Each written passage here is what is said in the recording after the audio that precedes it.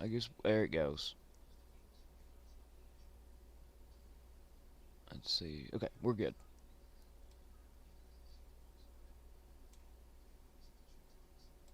Okay. Now what I'm gonna you get it. Let me get my let me give you a link here.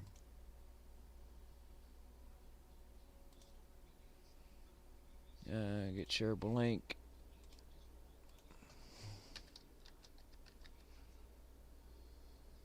Yeah, I got you here. Okay, your Jitsi is showing on Okay. YouTube now. Okay, what I want to do here, let me change the title just a second.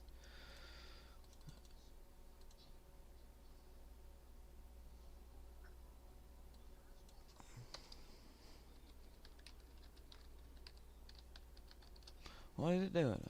I want to edit title and description. What are you doing, sir? Why are you not letting me edit that?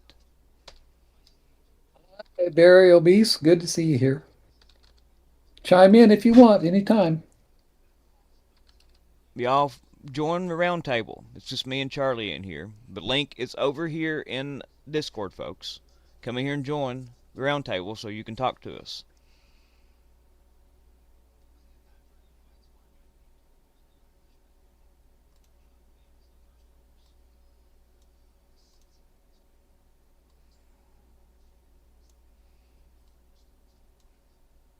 Nobody gonna join the round table?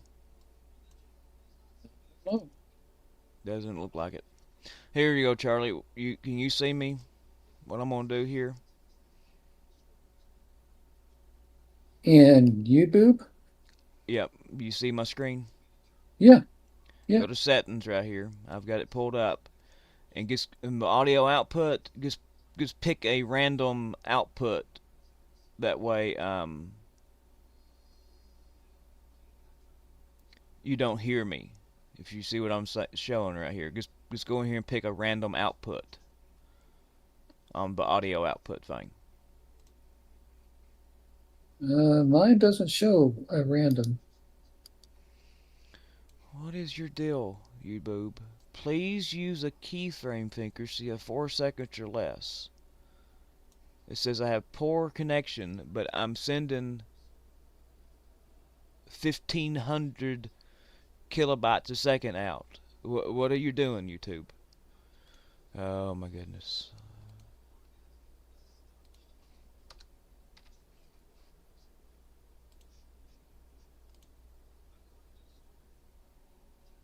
I don't understand what this is.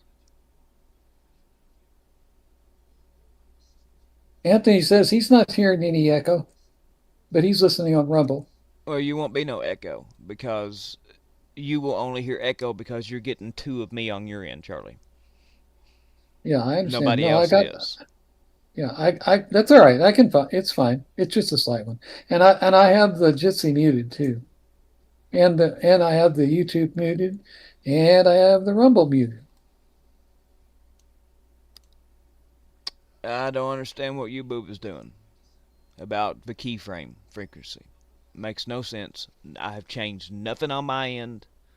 I feel like we're getting messed with over on YouTube. This is what it's saying. Error. Please use keyframe frequency of 4 seconds or less. Keyframes are not being sent often enough. Hmm. I don't know what that means. I don't know. I've never seen that before. And it didn't have no problems in the last stream I done. Alright, what we're going to do is I'm going to bring Twitter in over here on Jitsi to where you all can see it. See here. Share stream. Y'all, please go over to Discord. Join us. If you are a member on Coffee Club and you have access to Discord, go over there and get the roundtable link and join us. This is what we do. I'm just showing everybody here. And if you want to become a new member, go over here to this. Become a member over here.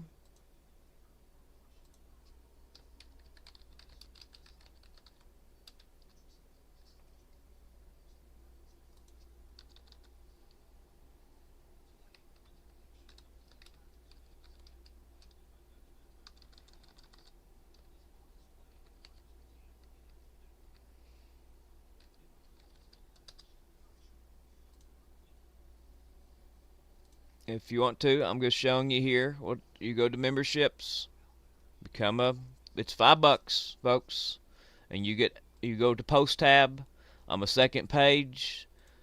There will be a link that says link to Discord right here. Link to Discord. You just click on that, and then you just click on this link that's behind this post right here, and you join Discord, and you get access to all this stuff. Let's see here. We need to go back over here. Looks like we've lost a couple more members for some reason. I don't understand. I really don't know what I'm going to do this winter, Charlie. I guess I'll just quit going to the grocery store. Yeah, Yep. that is rough, man. I don't. I don't know what I'm going to do.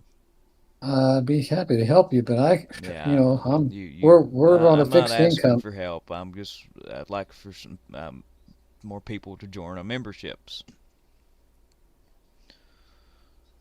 Let's see here. We want to share screen.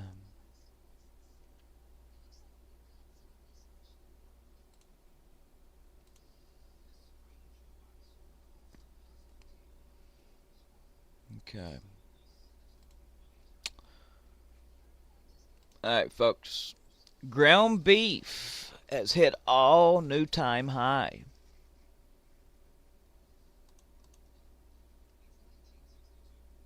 Of $6.89 a pound, as the American cattle herd shrinks to its smallest size since 1951. How are we going to do this, Charlie? How is this even sustainable? It's not sustainable.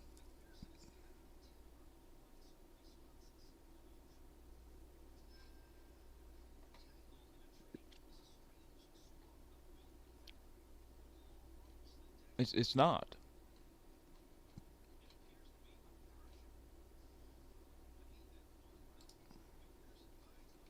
Not sustainable at all.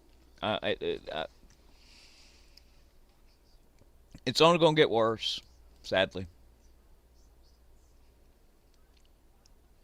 Now, did you see what I sent you last night about Gog and Magog? Yeah, but I haven't listened to it yet. The UAE has just made a stunning U-turn, folks. They're joining Turkey, Qatar, and Saudi Arabia in a blistering joint statement condemning Israel. They are demanding immediate withdrawal to 1967 borders and Palestinian state with East Jerusalem. The Abraham Accords are officially in the trash can, folks.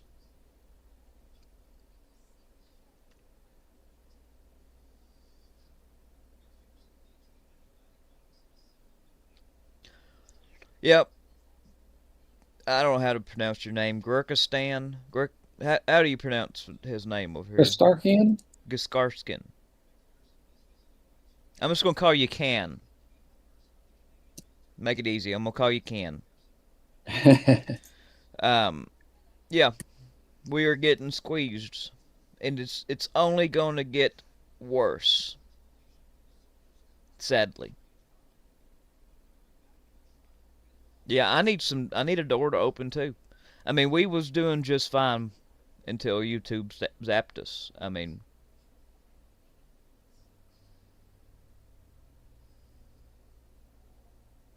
like I said, y'all take that link that I posted in there.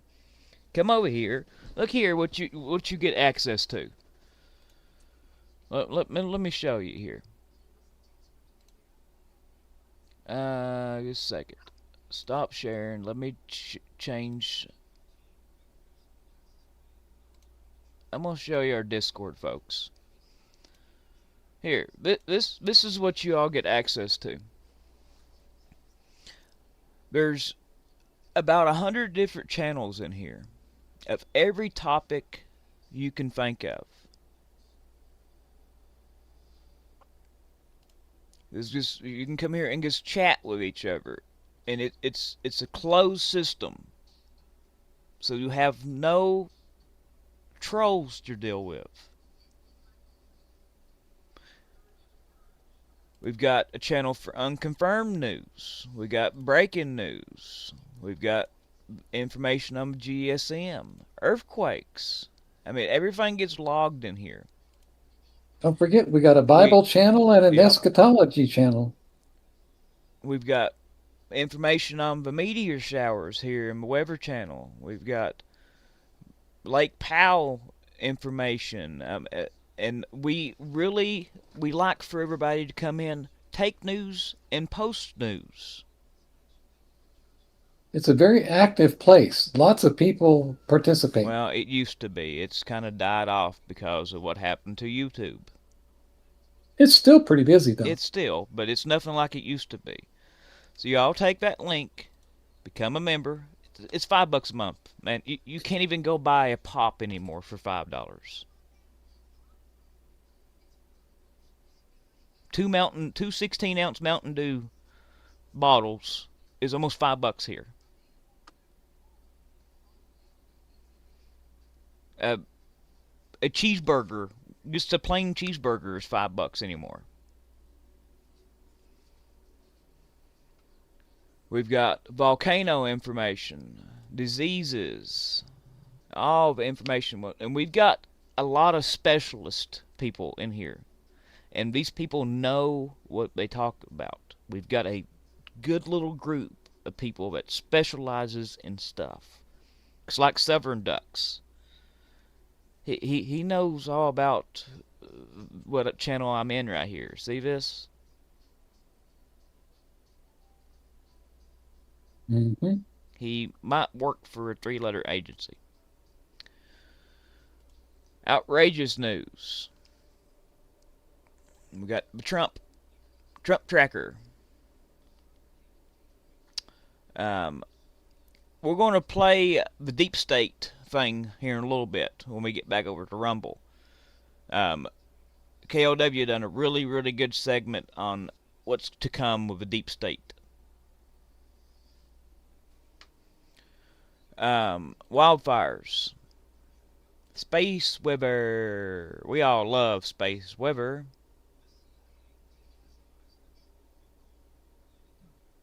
We've got Australia. We've got everything in the world here. All the big hot spots. You just click on it. Anything you want to know about that place. Anything you want to know about Taiwan. We've got links to certain streams here. We've got a prayer request channel, music channel, pet animal. We've got everything in the world. We've got audio channels. You all can come in here and chat with each other. Okay, yeah, email me.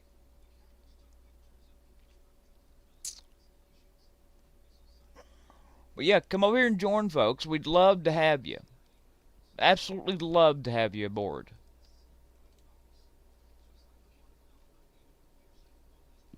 You also get access to these roundtables, and I don't know where anybody's at. It's just me and Charlie still. Yeah, Anthony, Anthony was him. you don't need in the stream if you join the roundtable, because I'm showing what I'm showing over here. So just come in and join. You should be able to hear me.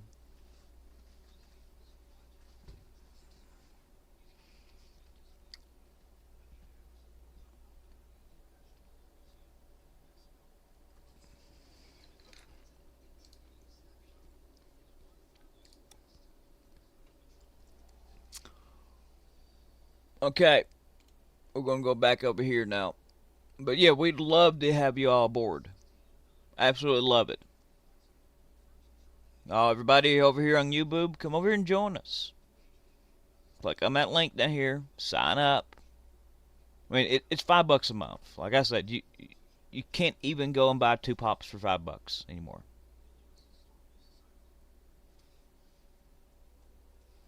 A gallon of gas is almost five. Well, a gallon of diesel is almost $6 here now. So you get access to us for a month at a time for less than a gallon of diesel. Hey, Anthony. How you doing, Anthony? Can you hear me, Anthony? Now a minute. I can. Okay, I Uh, can hear you now. can you hear me? Yeah, yeah. How are you doing today? I'm doing good, thank you. Hey, nice to talk to you, Anthony. Hey, fellow jitsteer. Who are you?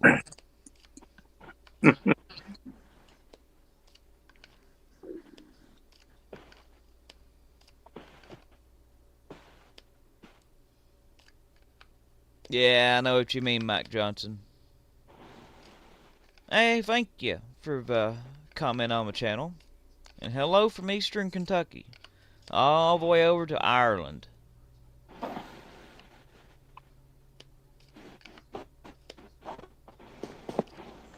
So how's Anthony been?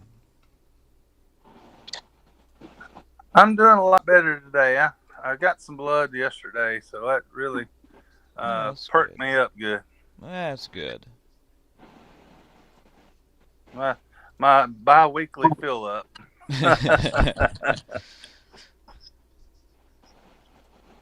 Oh. Well, folks, those stuff's just getting more crazy by the minute. So over here in Europe, we all know that we've got rid of a drone unit.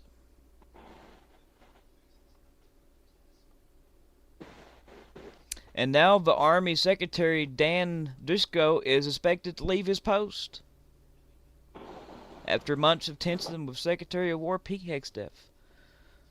Mike Johnson has a question for you over here in the YouTube chat, Anthony. He says, what does Anthony do? I'm medically retired. I've done a lot of things. I've uh, over over the years, everything from working with DoD to um, doing working on satellite equipment and worked with um, Chrysler with the electronics division. So Mm-hmm. I've had, and making glass and for for military. So I've done a little bit of everything. Sounds like you've had a very interesting time there. Yes. That goes back to what I was just saying a minute ago, folks. We've got people that specializes in a lot of stuff here, and people that knows about a lot of stuff in our Discord. And if you have a question about anything, one of us can answer you. Maybe. No, about one. Well, unless it's something that we can't talk about. But this goes right here about we are getting rid of our rapid response drone unit in Europe. It makes no sense, Charlie. Why would we do something like this? I do not have a clue. Anthony, I think you can hear us. If you go over here to the U-boob, you should be able to hear Charlie talking. I believe it kicked me out, and then when I went back in, it I can hear. Okay. I can hear now. Okay, good deal. Because I have Charlie muted over here on the Jitsi, that way it don't echo. Because we're talking Yes, it through is, Discord Michael too. D. Okay, Technology there is is a frustrating for red older little folks. icon that has the microphone. Mm-hmm. If I click that, and it has a little slash in it, I should be muted as well, correct? No, you're good. You need to stay unmuted over here so we can hear you. Okay. Yeah, I was just I just talking have about a lot of noise Charlie going in. is Charlie is muted, and I don't know if you can hear Charlie or not. But if you've got the stream up, you'll be able to hear Charlie. Okay. Yeah, I could put the stream up. Uh, hold on one second. It's live on Rumble and it's live on On YouTube YouBoob. too. YouBoob is going to be the better option for you, I think. But with what is coming over here in Europe, see, Russia is a very big, drone power. They've got a lot of drones, and you all know about the little exercise we had in Europe with the Ukrainians, and the Ukrainians just went through and completely mopped the floor with us with their drones. I mean, they absolutely just destroyed us. Just absolutely destroyed us, folks. And here, and now we're getting rid of our drone units. It makes no sense why we're doing stuff like this. They're calling it going back to the basics. Yeah, the basics are not going to win the upcoming war. The basics are a thing of the past. It's like the U.S. military is stuck in the past. We're wanting to bring back battleships.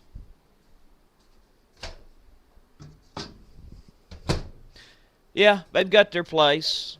They would work decently for a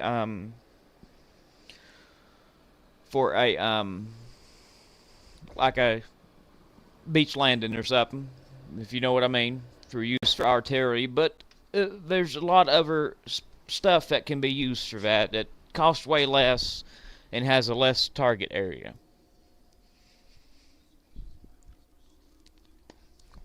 Mike Johnson says, are we pulling out rapid response for future happening, perhaps? Yeah, good. We're not pulling our rapid response force. We're just getting rid of our drone force and sending them back to the airborne division. And a back to the basics thing. Here, I'll come in here. U.S. removing drone unit in Europe.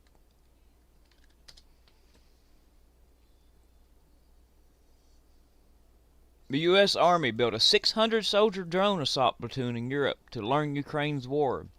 Ukrainian drone operators then played the enemy in exercises and beat the U.S. brigade. Now the U.S. Army will phase out the platoon after one Germany exercise. U.S. Army is phasing out a drone assault platoon established in Europe to study Ukrainian warfare lessons under a back-to-the-basics approach by General Christopher Nerve. The unit will return to airborne infantry duties, with critics warning the move with slow American drone innovation. It's all what it is. It's because Ukraine was helping us in this unit. And you know this administration hates Ukraine. And that's why they're getting rid of it. That's just my thoughts on it, folks. Because Ukraine was helping us.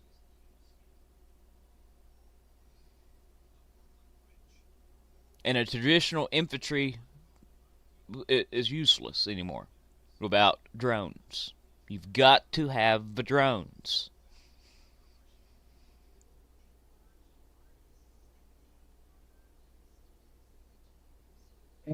And Turkey's becoming more and more prominent. Mm-hmm. And especially with their, they're cozying up more and more and more to Russia. Turkey has moved equipment down into Syria. Yeah, I was just going to say, Benjamin Netanyahu's office just released a statement about that. He says this: Erdogan is an anti-Semitic dictator who has massacred Kurds, harbors Hamas, I'm here too. Occupies half of Cyprus, and jails record numbers of journalists, politicians who oppose him. He now seeks to extend his aggression against Israel into Syria. Israel will not tolerate it. Erdogan's pathetic attempt to intimidate the leaders and soldiers of Israel, the only true democracy in the Middle East, will go nowhere. Israeli Prime Minister Benjamin Netanyahu. There's a lot of information about Turkey. Turkey has reportedly deployed over 200 vehicles, including 20 I'm tanks. in Discord. I'm watching the feed from Discord, and um, and listen in that way. Okay. If as long as you can hear Charlie, we're good.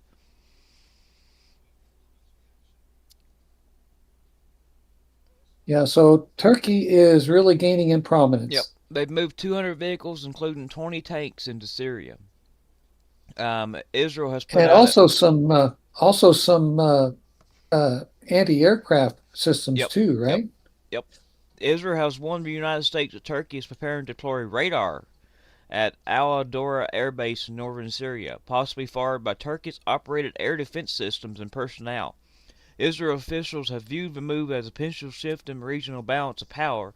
Israel later stuck Israel later struck the airbase runways to prevent equipment or troops from arriving by air, and warned the president Ahmad Assara government after earlier diplomatic messages went unanswered. So Israel has hit the airbase runways. Yeah, it says a massive explosion has just struck an ammunition depot at the Al Isar Brigade's base I in can. uh, I'm hearing you. Al Giron, just south of Misrata, and it says the depot had been engulfed in continuous secondary detonations for more than 3 hours. So it was cooking off for 3 hours. Wow. Must have been a huge ammunition depot. But yeah, Israel isn't going to tolerate that. No. So Israel has now hit uh, the airbase runways to prevent equipment or troops from arriving by air in Syria, looks like, according to this post. And this was posted an hour ago. Also, this video here, folks, is from 2022. So, yeah. Let's see here what's going on. Anything. Also, speaking about Israel, Israel has just taken possession of another aerial refueler. Hmm. So that's going to bolster their ability to project their power to Iran. Here you go. We've got the Denmark Prime Minister. What we can see in Ukraine right now is if you don't have accurate air defense, you're challenged. If you don't have drone defense, you're challenged as well. If you strike back against ballistic missiles, if you can't strike back against ballistic missiles, then people are simply, you know what? If we were to have ballistic missile defense so we can protect both Ukraine and potentially our own societies, we need to cooperation across national borders. We can produce quite a lot of the capabilities we need ourselves in the Nordic countries. Some we can make together with European allies, and some with allies outside of Europe. People have been screaming this, I said, for the last 4 years. It's time to wake up, but it's too late now. War is coming within months, if not weeks.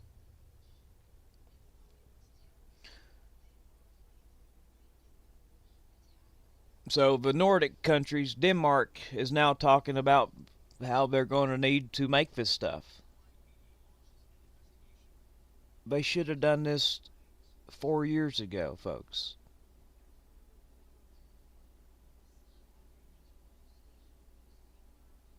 It's just mind-boggling. But they wait till now.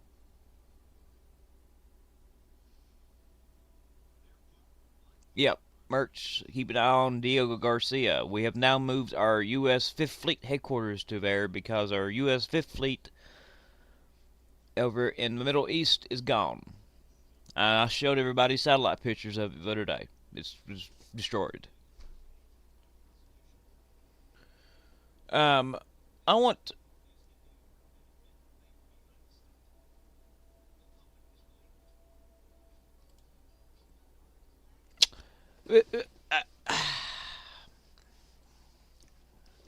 I just want to read this to y'all. A reporter has asked Trump, "Have you and Bassett tried another invention in the bond market?" Trump, "The ultimate intervention is our military, and if we have to, we will use it." Folks, you can't use a military to intervene into bond markets.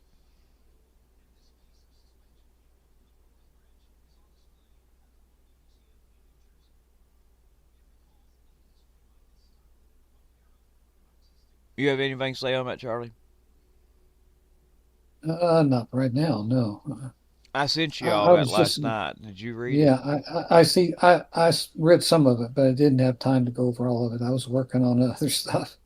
So he's saying that we have an ultimate intervention as our military, and if we have to use it, we will use it. How are you going to intervene military into a bond market, in the stock market? It's a bond market. Make this make sense?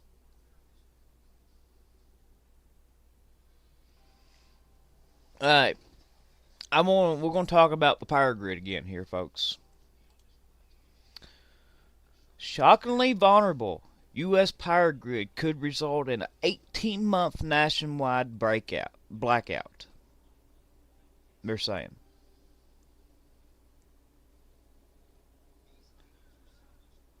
Well, 18 months. Once it goes down, it's not coming back. I don't care what you say. Once it goes down, how are we going to turn it back on? You can't do a cold start. Plants have to have power to turn back on. And where are we going to get the fuel from for the trucks is scheduled to turn it back on in 18 months?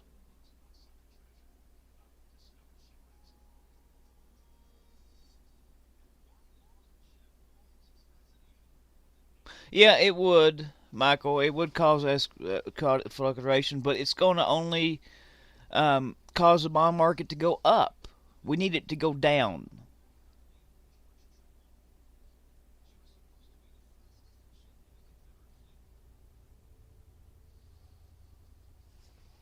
We need it to go down.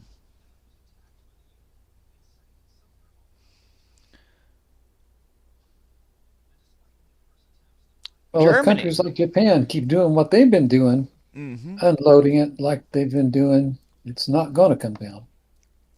No, we need countries to buy our bonds, buy our Right, debt. right. Countries are having to sell our debt right now to keep their bond market and currency from imploding. And they're selling it for pennies on the dollar. Mm-hmm. There's no.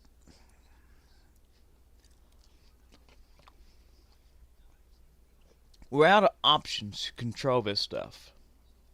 We done an intervention.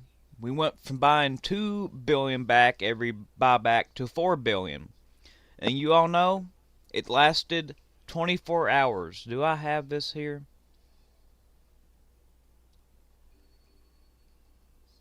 No, these are the Siemens controllers. That's what they're going to use to take down our grid and stuff. But hackers are going to hack into these and take our grid down when this Oh, here's something big important war I need to kicks off. say. Here's something important I need to say. Okay. Clayton Nelson. He says, unfortunately, my wife fell last Friday at dialysis and broke both her legs. We'll Oh, be here at the Royal Jubilee Hospital for another couple months. Very, very, very sorry to hear that, Clayton. I'll tell you what, I'm going to add you to our prayer list for tomorrow oh no, so we can all pray for you and Clayton, your family. Man, dude, that's rough. Fell and broke both legs. Man, that's rough. I am so sorry, man.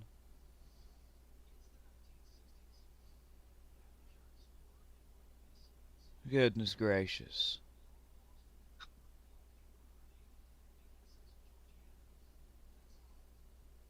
Anyway, we'll be Goodness. praying for you tomorrow. I'm praying for you tonight, and we're going to pray for you corporately tomorrow, Clayton. Well, folks, here is the chart right here. U.S. Treasury announces double buyback, and it fell. It crashed to 5.18% in 1 hour. And 24 hours later, it's back up to where it was before. U.S. 30 yield has fully erased Treasury buyback announcement crash and is back at 5.282%. The Treasury announced it would double its bond buybacks and yield crashed to 5.18 within an hour. The entire drop has now been reversed in less than 48 hours. 24 hours, it was back up to right in here.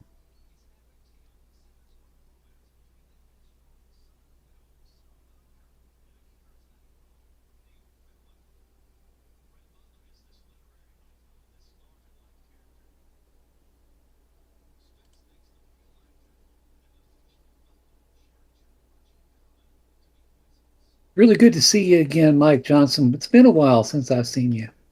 I think some people are now they're finally finding us back over here. Yeah. Mecha Moose, good to see you. Of course, Chris Starkin. We've We've got seen you some lately. we've got some new faces too. Yep. Alan Fitzpatrick. It's funny how we're not what band anymore, but Hmm. people find us. And Joanne, nice to see you in here. Alaska, let's see, that is Alaska Still Home. Wow, Glad you two guys can join us. two national laboratories on Long Island have successfully used quantum entanglement to transfer information in open air. Wow, they Do what in open air? transfer information, transmit. Hmm. Here, I'll send this to you and let you read it. Let you do this one for everybody. Let's see here, direct messages, Charlie. Good to see you, Collie Pop and Burial Beast. There, Glad you guys could join us. go to your direct messages there, and you can read that one for us if you want to, Charlie. All right. Two national laboratories on Long Island have successfully used quantum entanglement to transmit information through open air, potentially leading to a revolutionary transformation for communications and information technology. Quantum entanglement, that's really deep physics there, folks. Well, you know how to explain it? I don't know what quantum entanglement is. Well, I'm not a physicist, I'm a biologist. I Yeah. know a little bit about it, but quantum entanglement is kind of like what Einstein talked about. If I understand it correctly, it's like what Einstein talked about, where he called spooky action at a distance, where there was like a proton and an antiproton um, that gets made. And no matter where, essentially, in the universe, if the antiproton changes its rotational spin, it flips, Mm-hmm. the proton, no matter where in the universe, will also switch its angular momentum and spin. Interesting. And scientists have absolutely no clue how that process happens. So you, And Einstein called it spooky action at a distance, and he really didn't buy into it. so the way you just explained that, we can take and transmit stuff from here to Mars within a millisecond. Then. Or less, like almost instantaneous, speed of light Oh type of thing. wow, that would completely change everything. Yep, yep. If they can get it to work, but the fact that they're not doing it in a vacuum, they're doing it in the open air. That's Mm-hmm. that's what boggles my mind. That's crazy. They've transmitted that. They have successfully transmitted for 13 miles and been um, 20 miles to Yale. Hmm. So basically, what they'll do is, using the angular momentum and spin of these subatomic particles, whether they're spinning this direction or that direction, positive or negative, you can use that as a binary code, just like ones and zeros, like we use now, and send information. Only it'll go at the speed of light. Michael's saying, don't they use man-made diamonds to make it work? I'm not for sure. This is a foreign language to me. This stuff right in here. Yeah, the quantum entanglement's pretty out there stuff as far as physics goes, but they're making progress with it. Do we have anybody around here in the channel or that knows about quantum physics? If so, I'd Oh, like to have somebody on that knows about it to talk about this. We could yeah, the do a only thing I segment on know it. is just what I've read and listened to. Yeah, we could do a small live stream on this if you all wanted to. If we have somebody that has a background in quantum physics. I sure don't. Maybe Dux knows a little more. Yeah, we could. Hey, Ducks may know somebody too. This is I, awesome news. This is yeah. this is Speaking of uh, quantum physics and all that sort of thing, they've also just recently, scientists have just recently been able to actually um, capture and contain and move through it in a truck from one point to another, bona fide, real antimatter. oh wow. Now, could we use this? We could transmit this to military units and stuff too, Yeah, anybody. and that Anybody that could has the barely be. technology to get it. Yeah, and if we keep this technology ourselves, that would be basically like that Indian language we used, American Native American language we used to beat Germany back in the 40s Yeah, because I think they Germany used, I couldn't. think it was Pueblo. Yeah,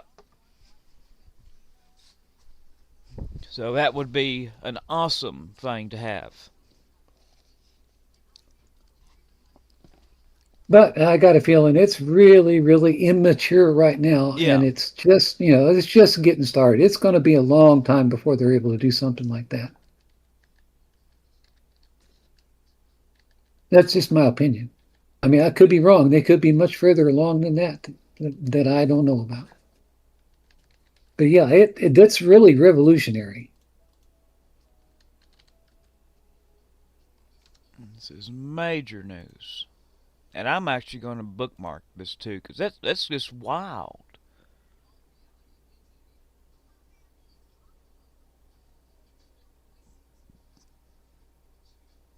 Because you could transmit stuff to anywhere in the universe. As the quantum physicists say, yes.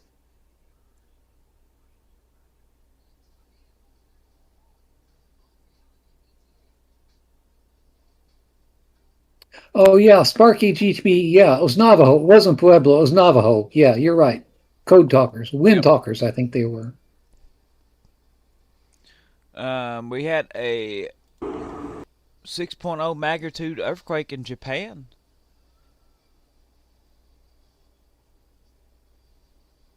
We've got a explosion occurred in Taiwan, folks. In Taiwan. Yeah, it's inside an industrial waste storage area. You can see the video on. You see what I'm showing? Yeah, I see that. Yeah, that's not. No information about what caused it, though. No, it's not natural. That's something that's interesting. It's injured 13 people and damaged 11 homes. Look at that, folks.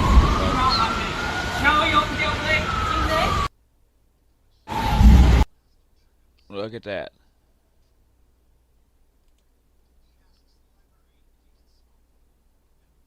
Now, for the folks over here on Rumble, hang on a minute. I don't know what I'm doing here. Let me get this for you all. Um,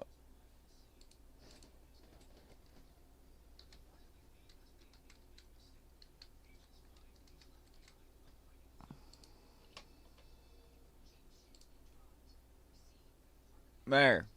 Now you all can see what I'm showing over here on Rumble. I'm sorry about that. I wasn't even thinking.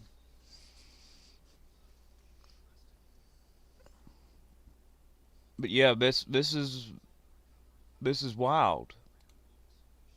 Definitely not. I feel like now I'm not going to get into to what's the word I'm looking for, Charlie?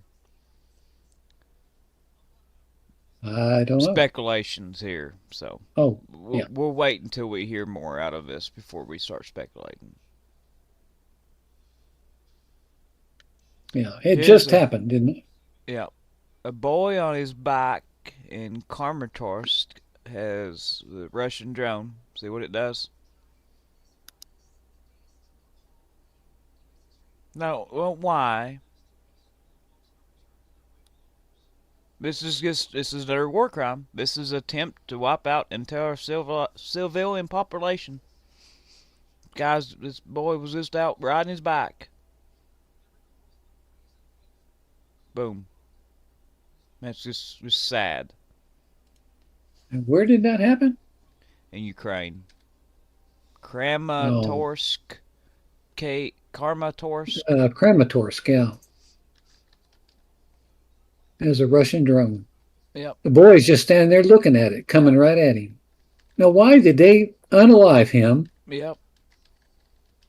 That is just tragic.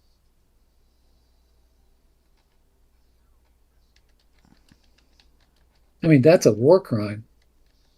Yeah. Videoed war crime. Yep. Just completely uncalled for. The Russians are going to have to pay for all this, what they're doing, folks. This is gets sick. Absolutely sickening. You cannot hate the Russians enough. Now, it's not, like I said the other day, it's just not Vladimir. It's the entire, well, I'm not going to say the entire, but it's the majority of the Russian population's enabling this. If the Russians would stand up and oust Putin, this war would end. But Russia really needs a civil war. They really, And really, the really need a civil war. and the other ones that are bad folks, in my opinion, are the guys that are all these uber wealthy folks. What do they call them? The Yeah. what do they call? There's a name for them, Mm-hmm. patriarchs or something like that. Yeah, I know what you're talking about. Yeah, I can't remember the name, but they kind of support and run Mm-hmm. Putin's administration. Mm-hmm. And if he starts to do something they don't like, he responds. Yep.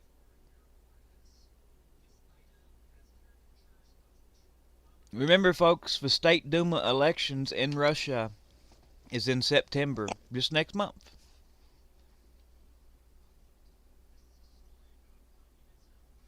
And wait and see. Everything's getting set up right now. Russia's closing down its borders, not letting anybody out. Oligarchs. That's what I was trying to think of, the name oligarchs. Yep. Yep. But Russia's closing down its borders, folks. They're not letting anybody out. State Duma elections is in about, I think it's the end of September, which is about a month from now. They're going to announce mass mobilization. Everything is they're putting everything into place already. And if Russia, Lee was talking about this, Russia could mobilize like 18 million people if they wanted to. They don't have the means to do that. I think they're going to mobilize around 1.5 to 2 million men. Now they're going to send half of them men into the upper part of Ukraine, and they're going to yeah. Let me scroll past that. Sorry, folks. We need, and they're going to send the other half of these people to the Baltics. And then when they finish taking the Baltics and Ukraine, they're going to do mass mobilization in the Baltics and Ukraine, and they're going to send them into Poland.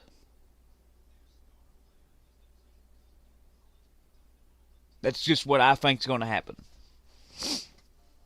And in the mix of all of this, China is going to attack Japan and South Korea, and North Korea is going to help China.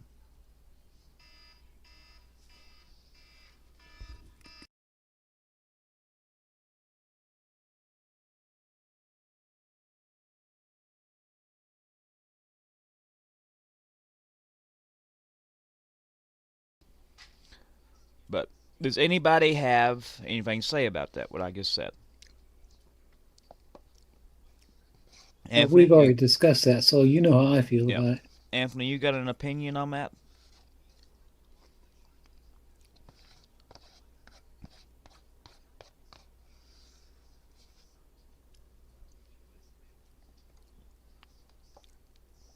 No opinion from Anthony.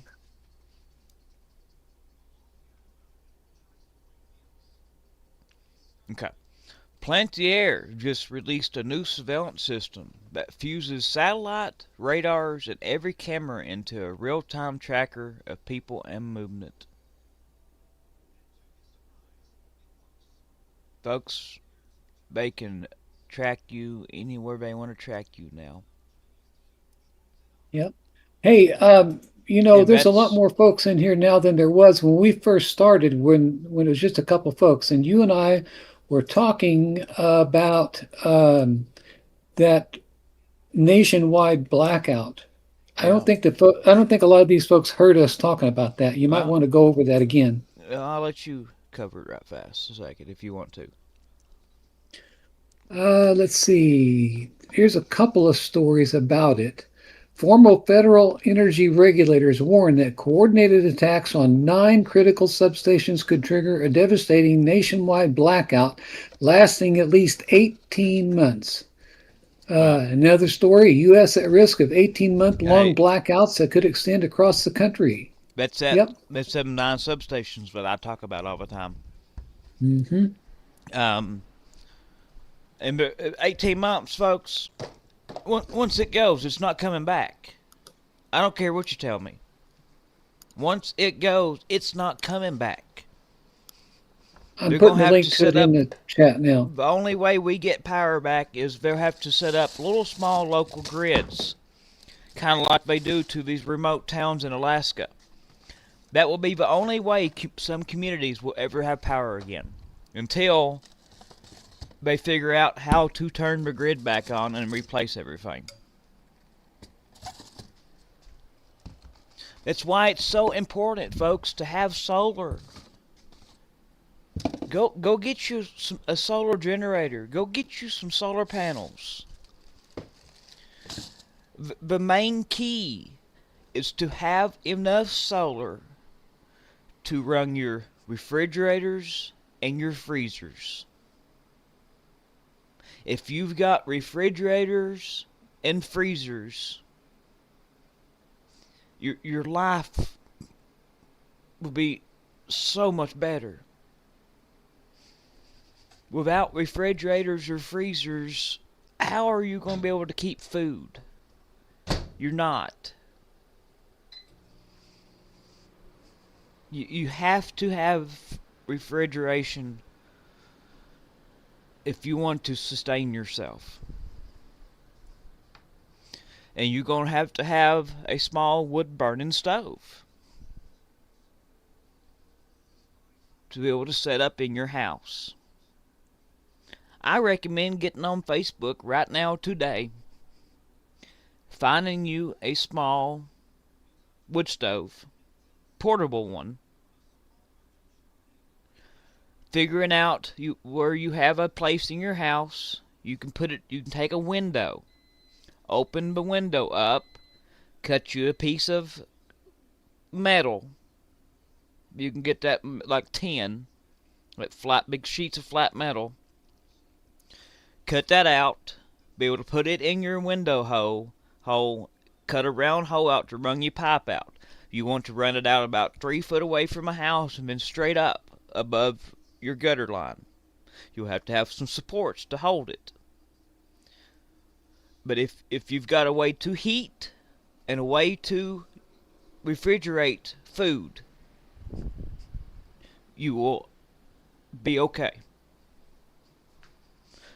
But you're going to have to learn how to grow a garden. You're going to have to learn how to preserve food. You're going to have to learn how to go fish. You're going to have to figure out how to keep your food supply full. Bartering is a big thing. And remember, 1 is 0, 2 is 1, 3 is 2, and equipment, like your rakes, your holes, your shovels, and everything. But please, I'm begging you all, go and find you a solar. You need at least 10 kW, 10,000 watt hours. 10 kW. Your best thing is to, let me show you here. How do I change? Can I not? That's so strange that I can't. Let me. Yeah, I guess I'm right there with you. I believe we're getting closer, and like I think you said something the other day that really made sense was we'll see the when the freeze happens. It may be when we really see the major advance come Yep. from Russia over um, into the gap. Yep. Yeah, the freeze is necessary because they need the ground to be frozen so the tanks can roll. Yep. All right. Look here, folks.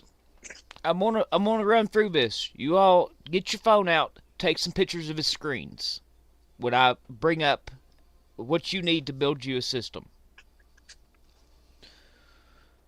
Okay, I'm looking here a minute. Let me see what Yeah, we've got here. I got to bail though. Okay. I got a lot of stuff I got to do. Oh I have to man, this preach in the morning and then I got to preach this afternoon or tomorrow afternoon too. So I got a yeah. lot of stuff to fix up. Wow, these batteries just came way down, Charlie. Right here is a 48 volt, 100 amp hour, 200 amp BMS,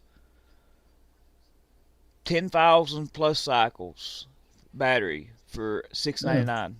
wow, that's still out of my range though for These now. are cheap. So folks, When if you're you going to build a system, you need two of these. Charlie, go get what you need done. I'll holler at you in a little bit. Okay, I'll be back in a little while. You guys take care. God bless y'all. We'll see you in the next one. Bye bye. I'm looking here, folks. Let's see what I can find for you all.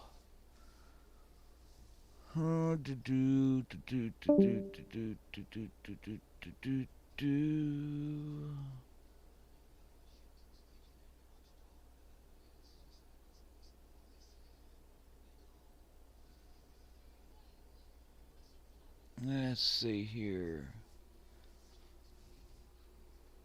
But yeah, hey Faith, how are you today? I know you was talking about the gap there. Um, do you have anything you want to add to what I said about the gap? You have to unmute your microphone.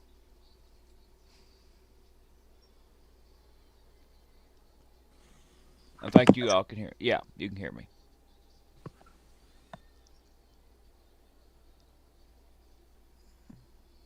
Your microphone's muted back now, Faith. Not at the moment, sir. All right, awesome.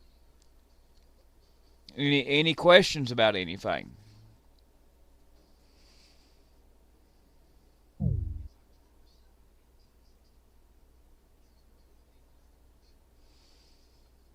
I'm looking here, folks, to what I can find you. Looking for some deals for you.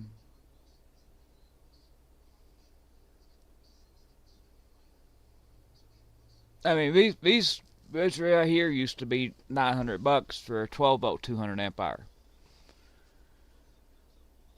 Let's see here. I mean, this stuff's came way down from when I used to buy it.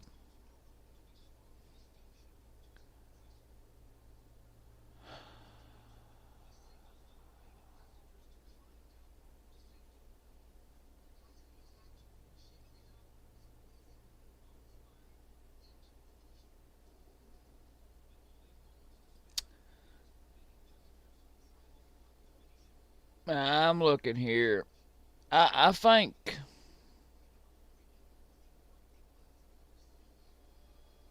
Well, anyway, You all can go and search for deals. But what you need is you need two of these. You need two of these right here. You can get a 2-pack of them right here on Amazon for $1,600. That's not bad. That's going to be a little over 10,000 watt hours.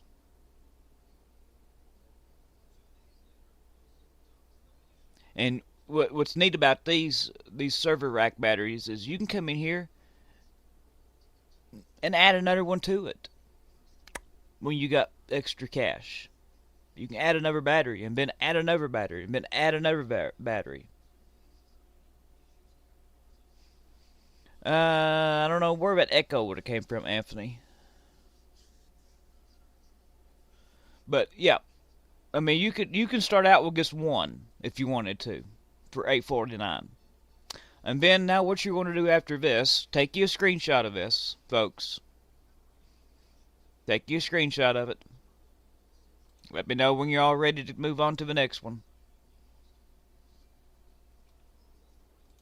Okay, now what we're going to do next is we're going to go to a 48 volt all-in-one inverter charge controller. Okay.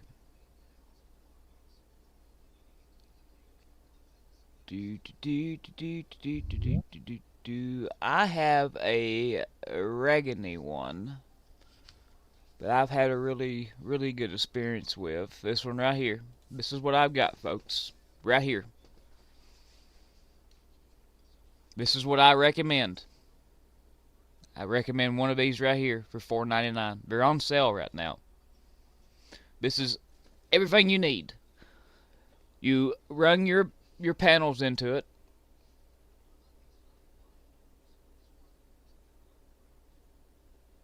It takes everything. I'm trying to find a good picture here just to show you how to do this.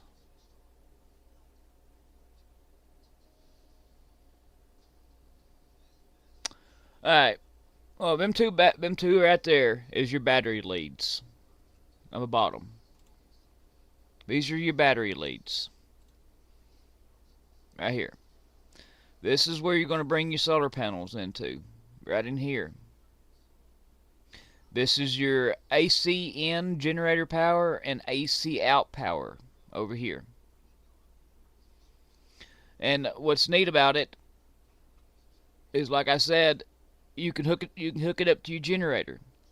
Turn your generator on and you can charge your batteries up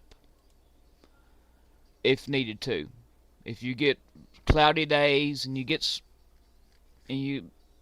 low on power, you can turn your generator on for about an hour and pump 3,000 watts power in this thing. So easy. And you're not wasting gas, wasting hours on your generator, just sitting there and letting it run constant. And the other thing is, this thing is silent. And that's going to be key. It's being silent. But this is what you need. This does it all. You don't need anything else. And what you're going to do on your solar panels, you've got your max input on your solar. I don't see a good information guide on this. Hang on, let me get to my owner's manual to it, because I've got it right here. Oh, where you at, sir? Where you at? That's to my old one. I don't have my owner's manual for this one up here with me. Well, crap. But anyway, what you're going to do is you've got a max voltage on this thing. Your max PVN voltage is is 115 volts DC. So you're going to take your panels, and most of your panels is what, 42 volts? You're going to hook your 400 watt solar panels or whatever you've got into series of 3 with this thing. You're going to hook them into series of 3. And if anybody has any questions, you can message me or email me. Go into Discord, private message me, and I will help you build you a system to the best of my capabilities. I've built a few systems for people around here local.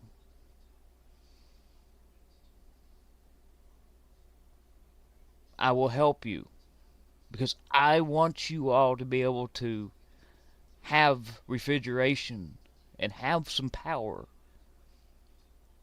But all you need really is this and them batteries that I showed you. This is all in one system. Gets rid of everything else. So used to you had to have an inverter, you had to have a charge controller, and then if you wanted to use power to put power into the batteries, you had to have another charger. This is everything into one.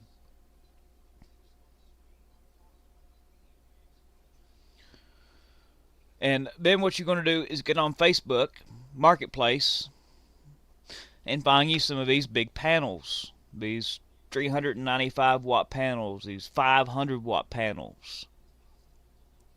But so if anybody, like I said, has any questions or wants to know any information, don't wait. Message me. I'll even give you my personal phone number. You can call me and I'll help you. I want to help you all. Because I want to make sure that you all can get through what's coming.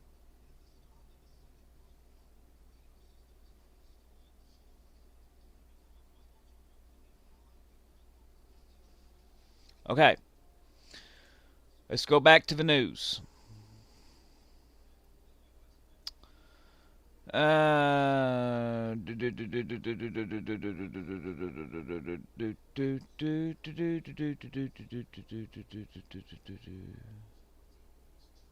Huh.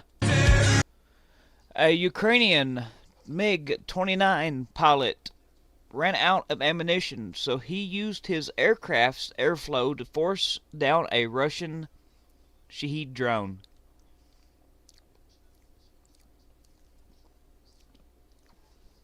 He got up real close to it, right here.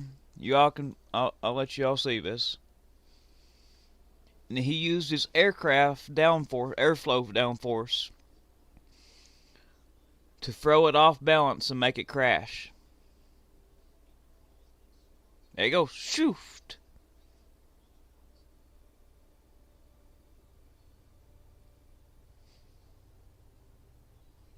China. Okay, we're going to start importing beef from Argentina.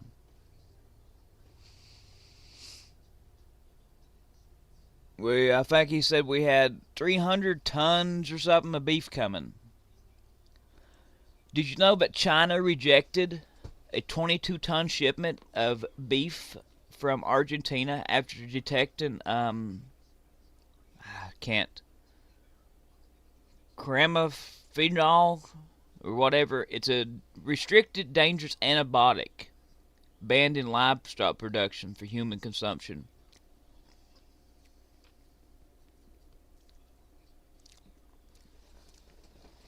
The Argentinians use this, and it's very bad for you. Buy your beef local, folks. Go local and get it from your local butcher. Don't buy it from the big box stores. You go local, it's a completely different color. It's like a dark red. And it tastes so much better. That stuff you buy in the stores is pumped plumb full of food dye. Um, they call it in a red. It's they've got a it's like a paste. It's a filler they put in it basically. Nobody knows what it is. All right, but yeah, watch out for this beef that's coming in here. It's got dangerous stuff in it. This antibiotics. Um, let's see here. Let's ask here.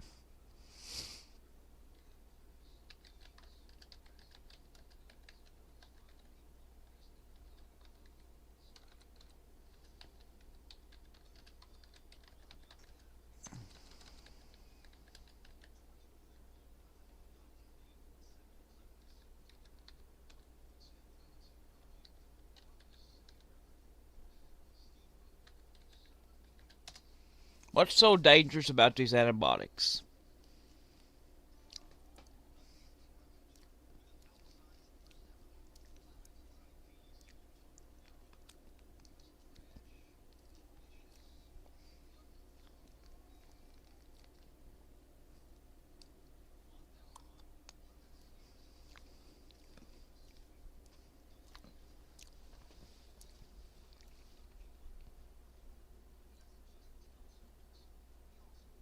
Wow.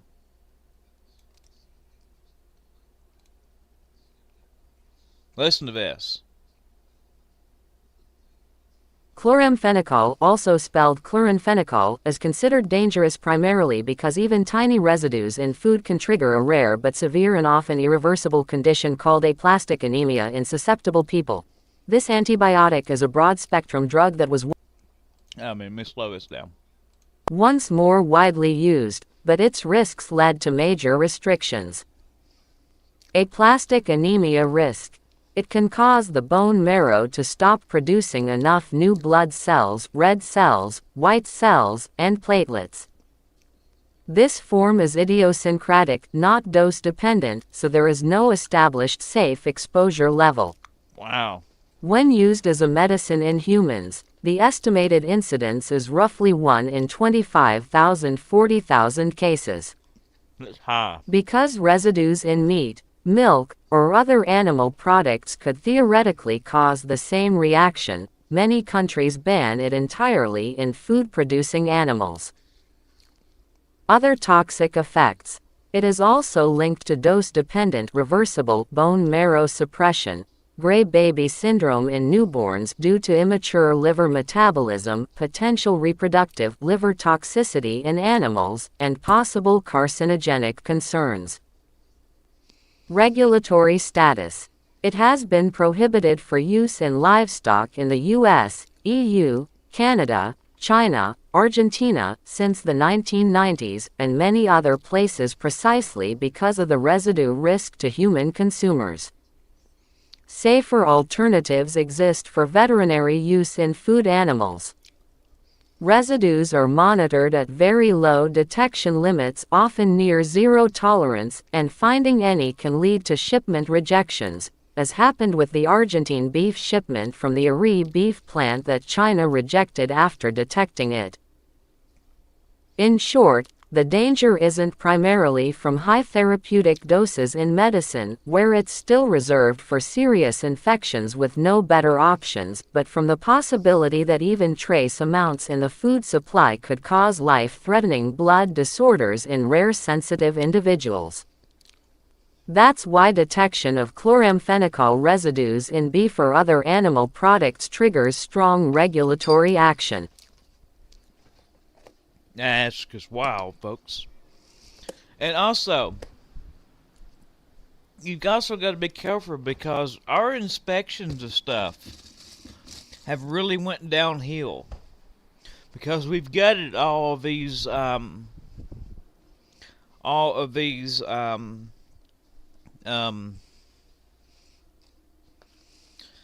programs we have that inspect everything.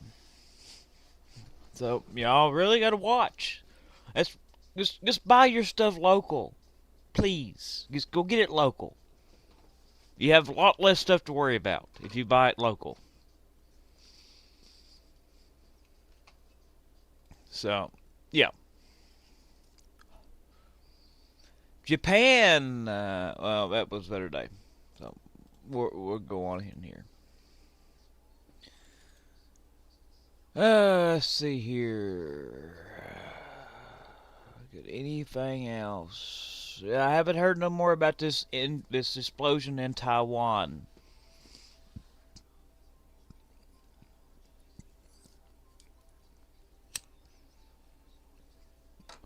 And I wouldn't be at all surprised if they may be sabotage involved in this.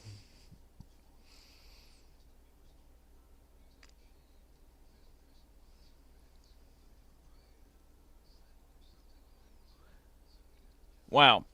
A Pentagon funded weapons class at a Midwest university was taught in Mandarin to Chinese nationals. Why are we doing this? Why are we teaching the Chinese? There's a big issue here with all this. Let me go here and find this.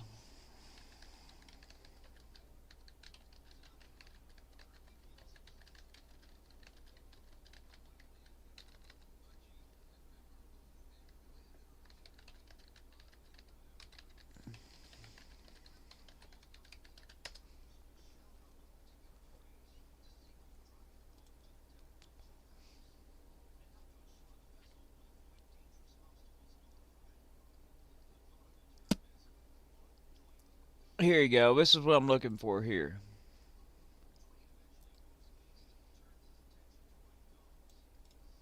Now listen to this, folks. Dozens of researchers, all with Chinese names, backed by millions in U.S. defense grants, have moved directly into Chinese state laboratories tied to nuclear weapons and military AI. Taxpayer dollars effectively funded the exact technical expertise now driving Beijing's military buildup. Newly uncovered institutional records show scientists trained on Pentagon, U.S. Navy, and national lab defense projects later took key roles inside the China Academy of Engineering Physics, Beijing's primary nuclear weapons development facility. Others brought sensitive skills directly to blacklisted defense institutions, often called the Seven Sons of National Defense, a group of Chinese universities deeply integrated into military research. The transferred knowledge covers vital defense technologies, including high-speed explosives, rocket propellants, submarine acoustics, and autonomous AI systems. Under Beijing's state-directed military-civil fusion policy, research developed in Western labs is systematically funneled directly into state weapons programs. While open academic research fuels global innovation, lax oversight has allowed critical defense knowledge to walk right out the door. Quote, Natalie Winters. At Natalie.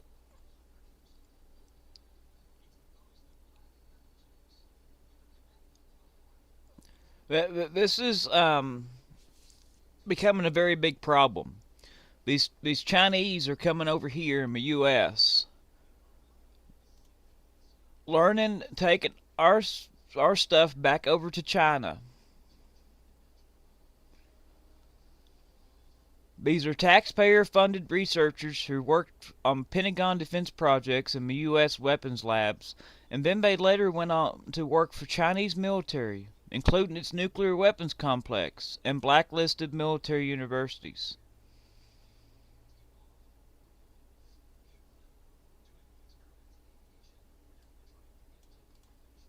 I mean, here's all this information right here. I'll give you all a link to this. This one right here.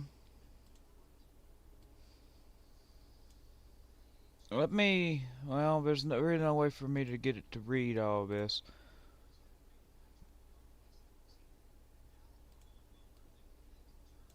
Now listen to this one. Ying Zhao.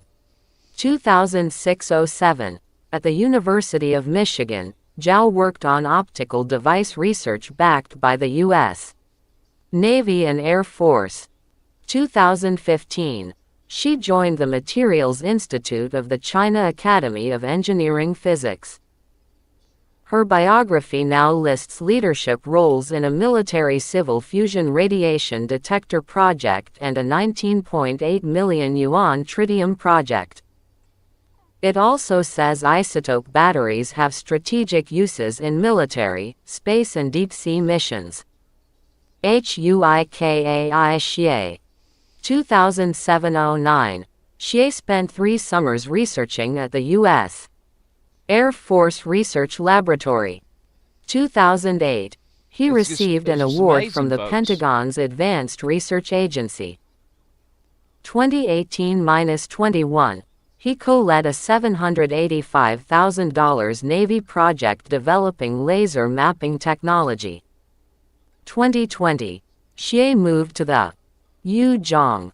2020-22. At Stanford. It's just gobs of these people that came over here and learnt our stuff, and then they turn around and go back to China and are teaching the Chinese and working for the Chinese military. Like this one right here at Stanford. She or he, I don't know what it is, studied at Stanford, then led the U.S. Navy-backed research on aluminum combustion and near finite energy materials that can produce extremely fast, intense reactions. And now in March 2023, she studied over here between 2020 and 2022, and then March of 2023, she went over to the U.S. blacklisted Binghang University and is now teaching over there. And energy performance of optically activated aluminum graphene oxide composites. It's like this one right here. He or she, I don't know what it is, spent 3 summers researching at the U.S. Air Force Research Laboratory in 2007 through 09. In 2008, he received an award from the Pentagon's Advanced Research Agency. And through 18 through 21, he co-led a $785,000 Navy project developing laser mapping technology. And then he moved over to China and is now working for the Chinese. And this lady right here, you can see a picture of her. 2006 through 07, she studied at the University of Michigan and worked on optical device research backed by the U.S. Navy and Air Force. In 2015, she joined the Materials Institute of the China Academy of Engineering Physics. Her biography now lists a leadership role in the military silver fusion radiation detector projects. These are isotope batteries, nuclear batteries, that she is now working on for the Chinese military. And what they can do with these batteries is they can build these little devices that deep sea missions, space, they use them for everything. Basically, they never run out of power. Because they're radioactive batteries. Like these ones that Russia had that supplied power to these lighthouses. And when the Russian USSR collapsed, a lot of them went missing. And I kind of worry about that because they could be used as a dirty bomb very easily. Nobody knows where all of them's at. They've just kind of disappeared. Also, there was a bunch of Russian warheads that has kind of poofed into thin air too. Now, this one right here,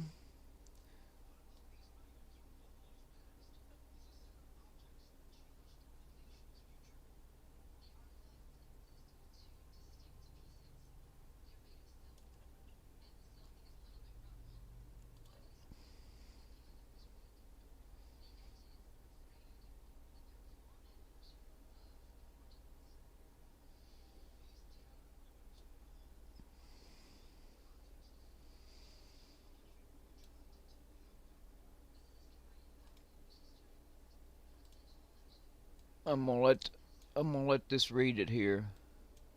Go back. Daggone it.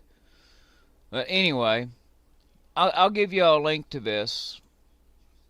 Um, you all can check it out because there's just gobs and gobs of this.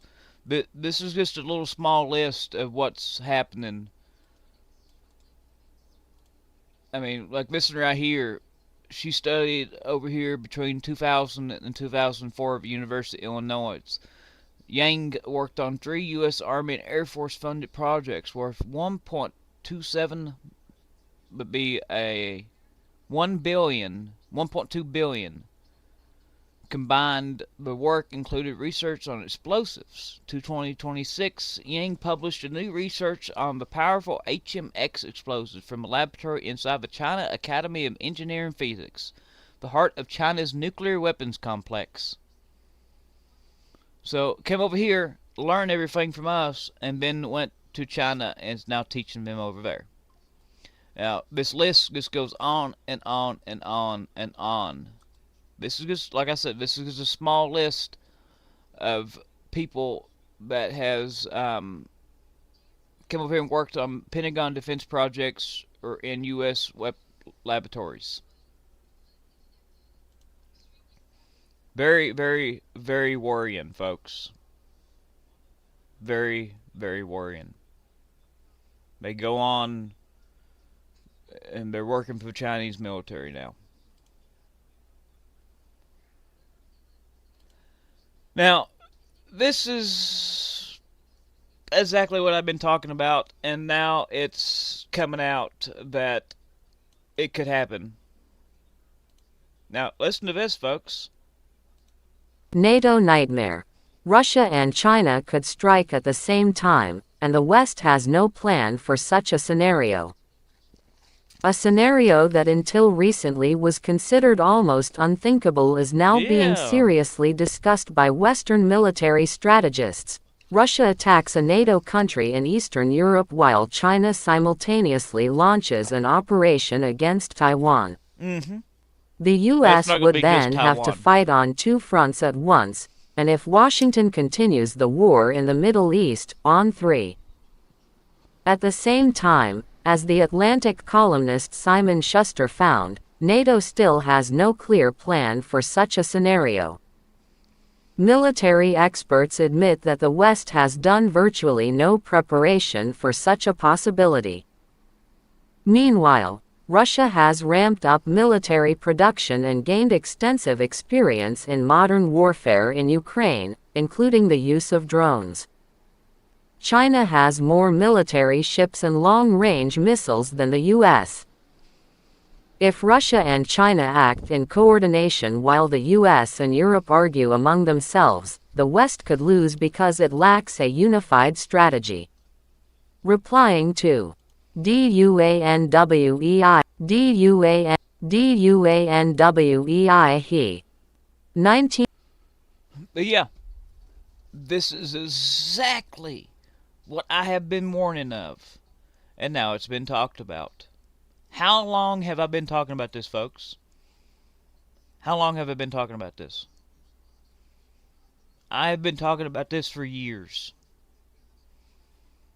Russia is going to attack Europe, the Baltics. And when NATO gets tied up over here in Europe, China is going to make its moves. What's going to happen is Russia's going to attack the Baltics this fall, winter. And then China in the spring, when the Taiwan Strait is calm enough for a passing of the strait. It's 2 times a year when it's calm enough for the tanks to go across and everything, beach landings and everything to operate. It's 1 time in spring and it's 1 time in fall. They're going to attack in the spring. And it's not going to just be Taiwan. They're going to attack Japan and South Korea. North Korea is going to do that. Well, North Korea is going to help, should I say. We're going to be fighting the three-front war, folks. Does anybody have any questions on that? Anthony, you got any questions? No questions. The timeline that you're talking about, you've talked about before, would be probably this fall with this winter when the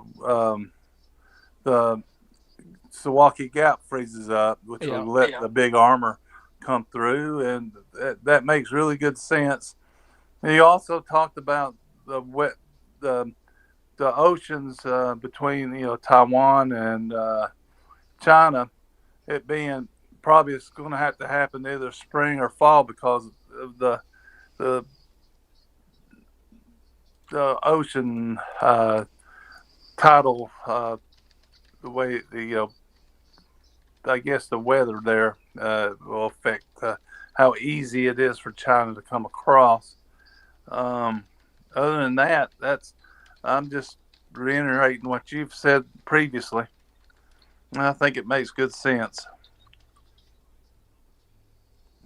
NATO, the U.S., we're too late to the game here, folks. We're not prepared for this.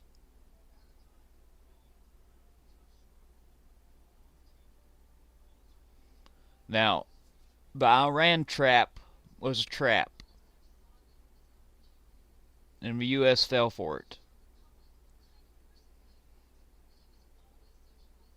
And now we've lost a bunch of bases over the Middle East that we're going to really need.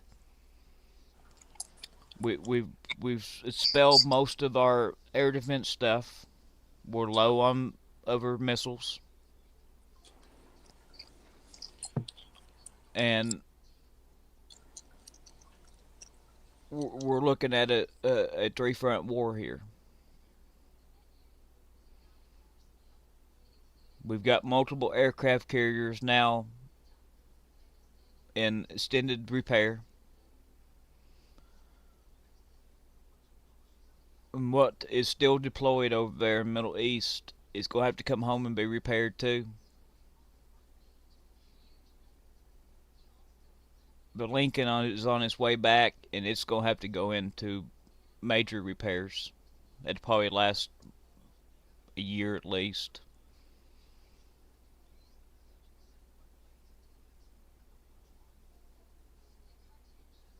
And here we're wanting to take all of our aircraft carriers and gut the electromagnet catapult systems off of them and go back to steam, which is going to take months and months. They're going to have to go in and completely rebuild half of these things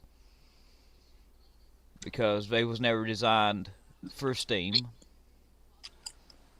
Yeah, that just don't make sense. If you just ask me everything that this, especially the Pentagon, is doing, I mean, it just falls right in line to what if I was taking orders and working for the bricks, it makes perfect sense. Then, if you look at it that way, it makes perfect sense. Perfect sense. It just to cripple ourselves from within right before all this kicks off. I mean, and here we are getting rid of drone units that we're going to need just because we hate Ukraine. And Ukraine was helping us on them. Ukraine even, they came out and volunteered they was going to send drone units to the Middle East to help us. And we rejected it. We don't need you. If we would have took Ukraine's help, this Iran thing would have done been over with. Because we'd had drones. We would know how to operate them better now. Ukraine's got these interceptor drones, folks. They're so cheap. And here we was slinging multi-million-dollar missiles, air defense missiles, at a $5,000 drone. It's unsustainable.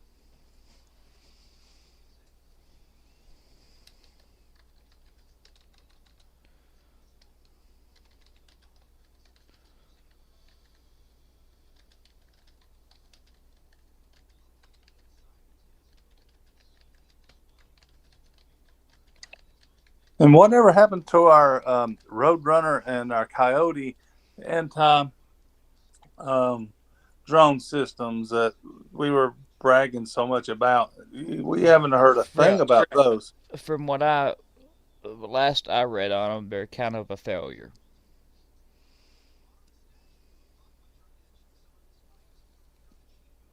But that's just hearsay from what I've seen. So take it with a grain of salt.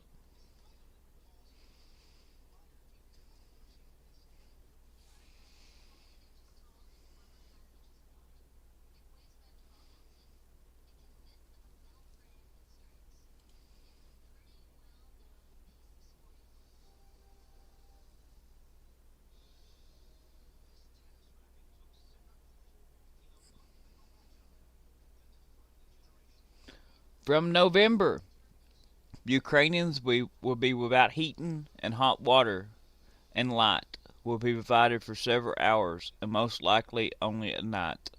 The captain of the Armed Forces Ukraine.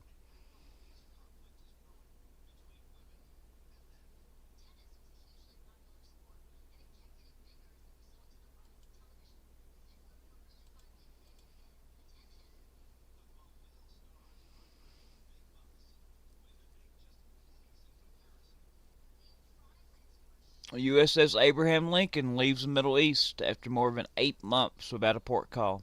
One of the longest stretches at sea in modern naval history. Yep, and it's going to have to come back.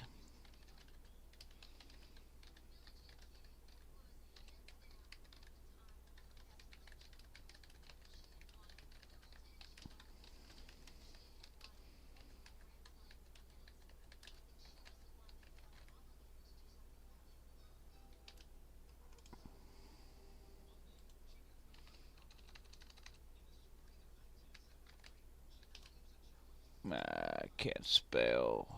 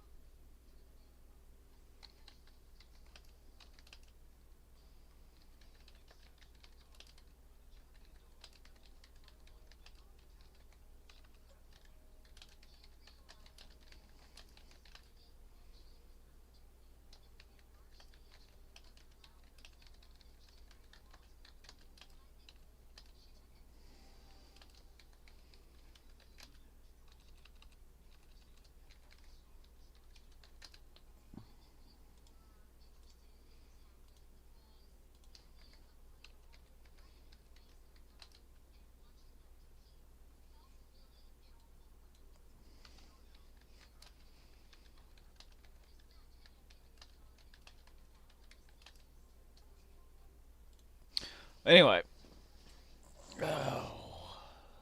let's see here. Ah, here you go. Listen to this one, folks. We should be doing the same.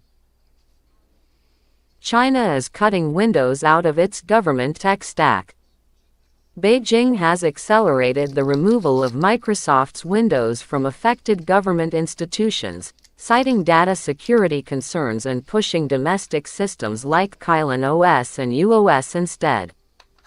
This isn't just replacing an operating system. It's China cutting another dependency on American technology, moving toward a fully domestic stack from chips to software. Boosted. The best platform to accept payment. There you go. China is cutting windows out of its government tech because they're vulnerable to hackers. As we, you know,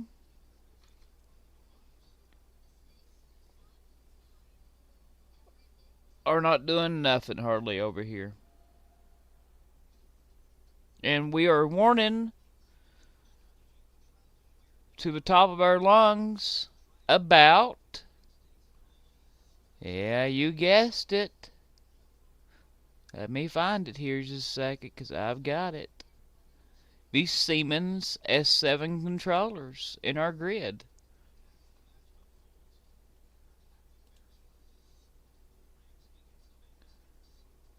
They could take down the U.S. power grid, water systems, etc. with a push of a button on a keyboard from anywhere in the world. U.S. agencies issued advisory on an active threat targeting Siemens S7 series PLCs across U.S. water, energy, chemical, and food factories. Amid fears Iran is breaching water plants. We've already had attacks on water plants through these controllers. And now 5 U.S. agencies are issuing an advisory. And then it comes out that we got a possibility of a power grid being took down. Just crazy, folks. That we're even having to talk about this. Straight up just crazy.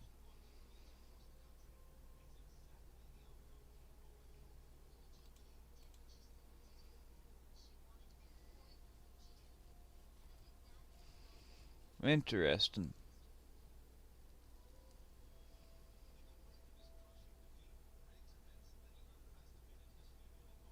That was due to thunderstorms. Okay.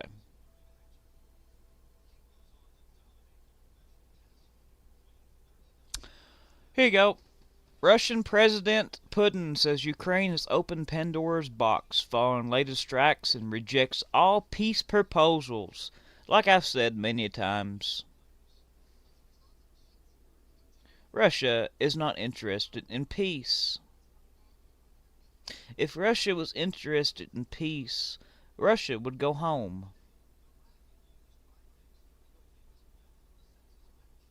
There has been so many peace proposals from this administration, the Trump administration. And what does Russia do? They do something to change it, or they go in and attack something to make it void, basically. There's been so many, and Russia has rejected every single one of them. Zelensky has even offered ceasefires for certain times, for certain holidays, and it always gets rejected too. Anybody that thinks Russia wants peace needs their heads checked.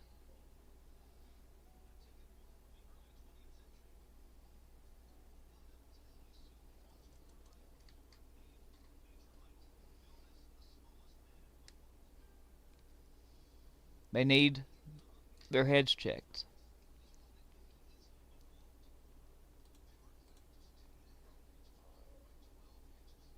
There you go. Deployment extensions are, this is just what I've been talking about, and now somebody's talking about it. Deployment extensions are killing the maintenance schedules on these ships. In case of the Ford and its 11-month deployment, its first planned incremental availability was delayed by 2 or 3 months. It should have entered the shipyard simply after Eisenhower completed its PIA in late April. However, it didn't come home until mid-May and finally entered its PLA early last month. This will push the schedule for each ship following the Ford further into delays. See, as we do this, it's just pushing other ships' maintenance into delays after delay after delays. And now then Abraham Lincoln,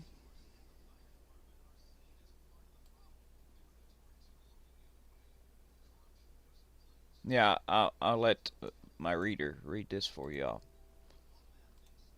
The USS Abraham Lincoln CVN-72 has left the Middle East after 274 days deployed, with the carrier strike group now operating in the Indian Ocean under U.S. 7th Fleet, according to USNI.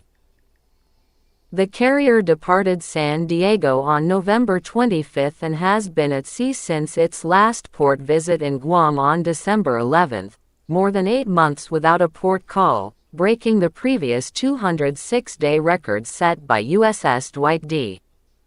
Eisenhower during the COVID-19 pandemic. The unusually long deployment was compounded by the loss of regional logistics hubs following Iranian attacks, forcing Navy supply ships to travel thousands of miles to sustain the carrier and other forces operating in the Arabian Sea. The Navy says resupply problems improved after new supply lines were established. Lincoln is being replaced in the region by the forward-deployed USS George Washington CVN-73, which arrived 2 days ago and will join USS George H.W. Bush CVN-77 to maintain a two-carrier presence amid the war with Iran. From the western Indian Ocean, it will take Lincoln 3 to 4 weeks to transit across the Pacific back to San Diego. An open question is whether the ship will make a port call on the way home, which would extend the deployment a few days. The Navy is now dealing with a broader pattern of extended deployments. USNI notes that carrier deployments since October 2023 have averaged about 8.5 months, while USS Gerald R. Ford recently completed a record 326-day deployment. Source: News. But each how am I trying to explain this here? Like it said right, like he said right here. Its first planned incremental availability was delayed 2 or 3 months. It should have entered the shipyard shortly after Eisenhower, but it keeps on getting delayed, and these scheduled maintenances are getting delayed further and further and further and further, which is causing more maintenance to have to be happening. I hope that makes sense to you all. That make any sense to you, Anthony? What I'm trying to say here? It does.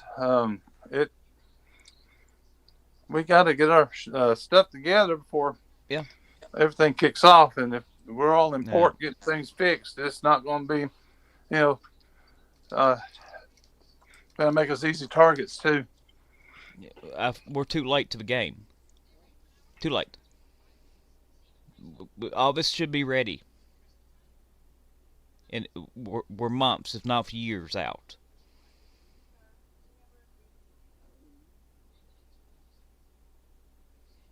It's just amazing how unprepared NATO actually is. Hey, welcome in, Kingdom. Within you. Welcome into the channel. Alright, let's move on here.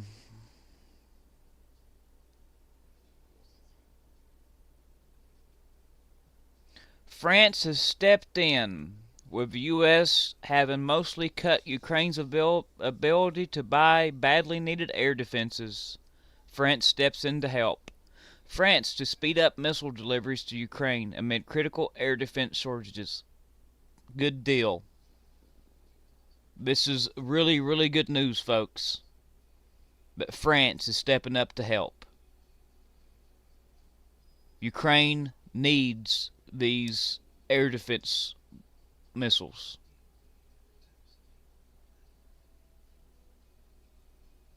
If it's not for the sake of helping protect infrastructure, they need them to help protect the civilians over there. Because Russia's having a field day right now with war crimes. That's how I'm going to say it. It's war crimes. They're having a field day right now. They hit a shopping mall yesterday. It's just, now I'm going to get into that shopping mall in just a few. Interesting. We've got a rivet joint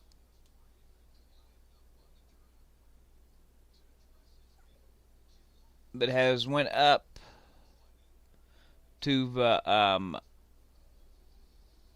to Chile and Bedford Seas up there in the north above Russia.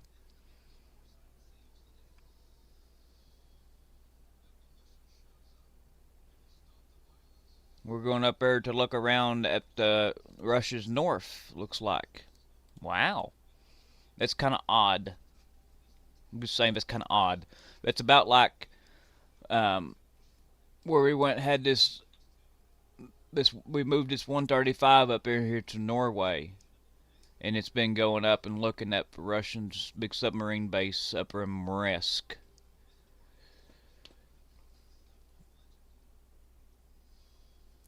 Mark Carney declares China is at war with the U.S. as new tariffs take effect.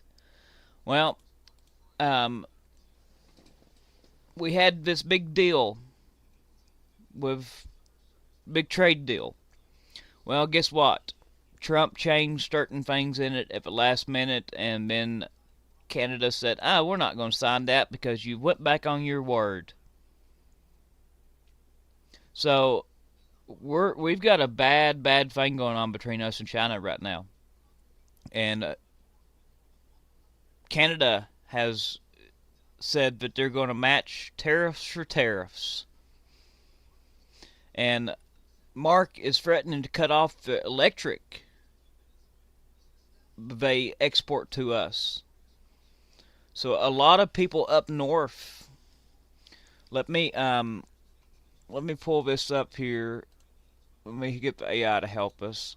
How much power do we get from Canada? Let's see here. Let's get the AI to help us here a minute.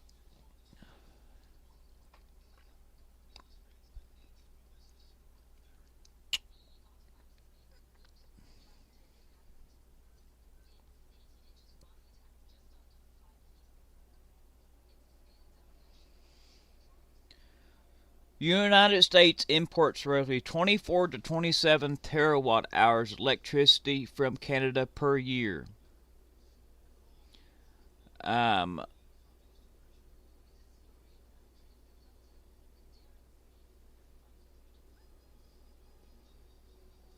Canada supplies the largest majority, historically 80 to 85, all electricity imports. Mexico accounts for the rest.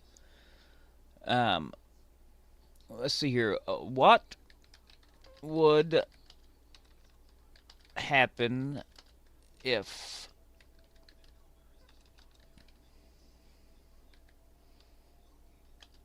Canada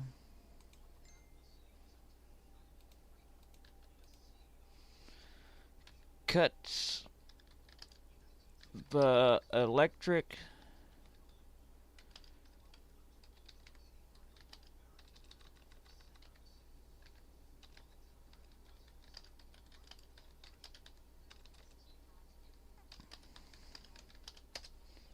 Let's see here. What would happen if Canada cuts the electric imports off to the U.S.?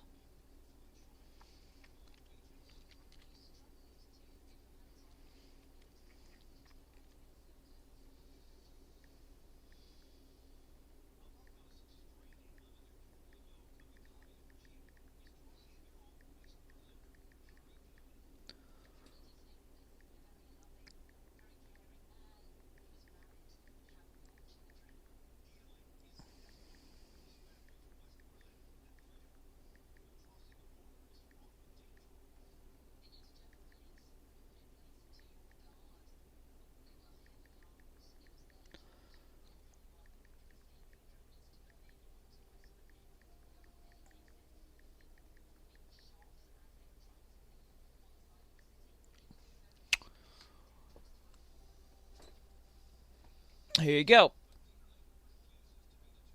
I'm going to get,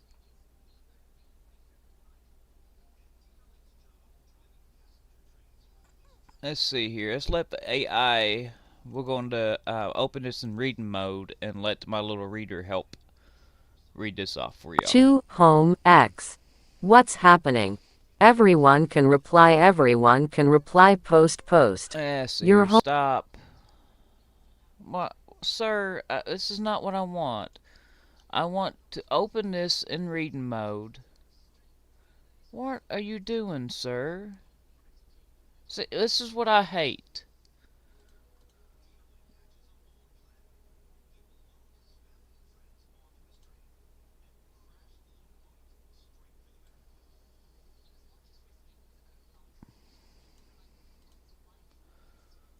Let's see here. This is what I want right here. What would happen if Canada?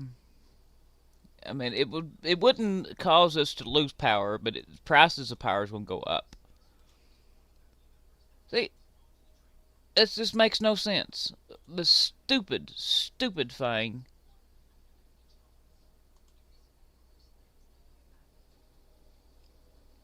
Open in reading mode. See, it's not gonna read it. A Canadian cut off electricity exports to the U.S. would cause localized price spikes and reliability stress in certain border regions, but it would not lead to nationwide blackout or a major national crisis. Well, it could. I'm going to rephrase this just a minute. The AI is a little off on this. If we have a very bad cold or hot spell in these areas that China helps supply electricity, we could have a localized crisis and a localized blackout.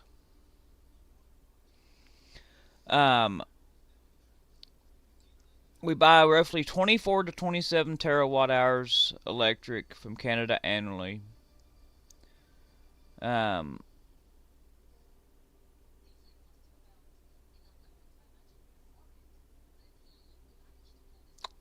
U.S. as a whole, grid operators could ramp up domestic generation, um, draw on reserves, shift power from other U.S. regions, and use demand response programs. Yeah, but that's going to put another strain on these other areas, and it's going to put strain on the grid. And our grid is already about maxed out, folks.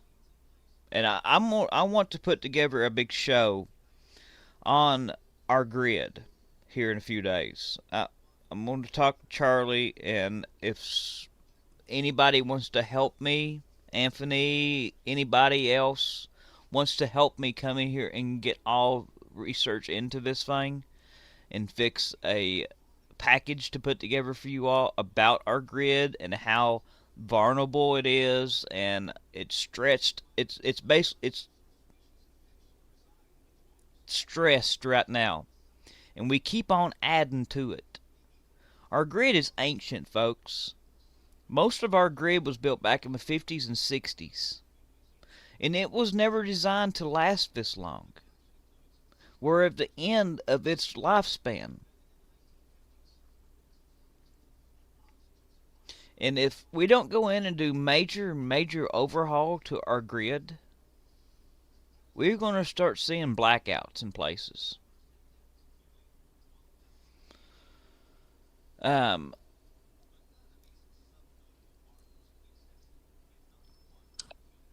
we're Why aren't going we to, building? Why aren't we building more, hydro uh, electric plants, or even reopening some of our nuclear plants? I know one near me has been closed for decades. I don't know. But hydro is, the dams are so expensive to build anymore, but it's not really feasible. And the dams that we have are getting to the end of their lifespans. This stuff is only built to run for 50 or 60, 70 years, folks.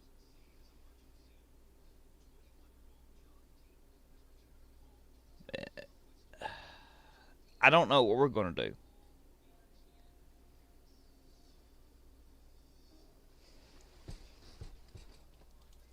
How old is most of U.S. power?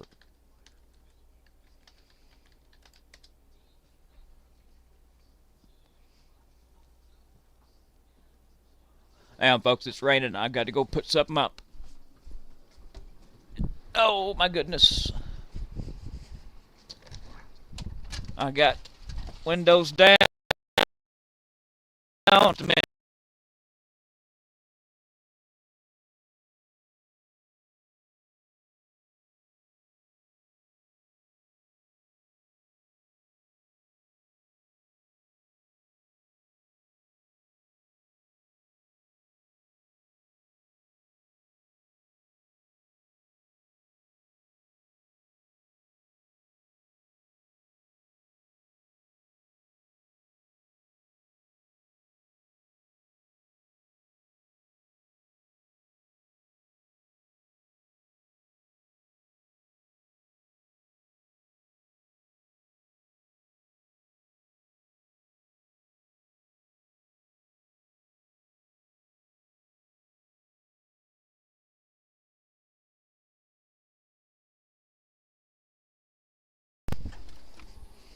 I am back. Can y'all hear me?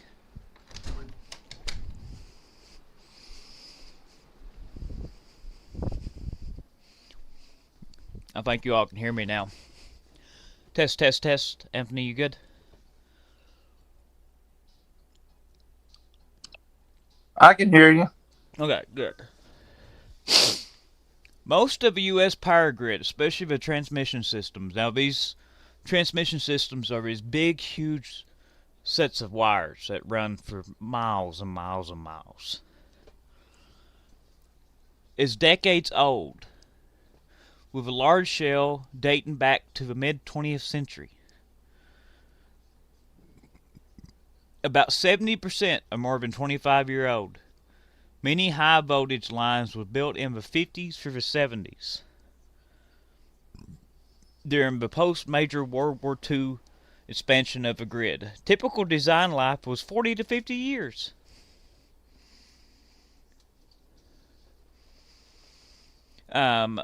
Sometimes longer if overhead lines, up to 50 to 80 years with good maintenance. A substantial portion is now 40 to 70 years old and approaching or past original designed life.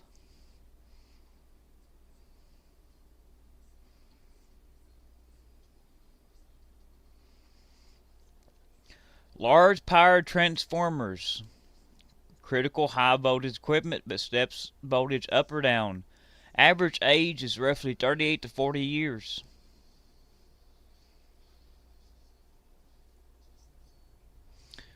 A widely cited DOE figure from the 20,000 to from 2010s that remains commonly referenced. 70% are 25 years or older. The design life is typical 40 years. And the average right now age is roughly 38 to 40 years, so we're at the end of their designed lifespan. Same way with our grid. The typical design lifespan is 40 to 50-year old. A substantial portion of our grid is 40 to 70 years old.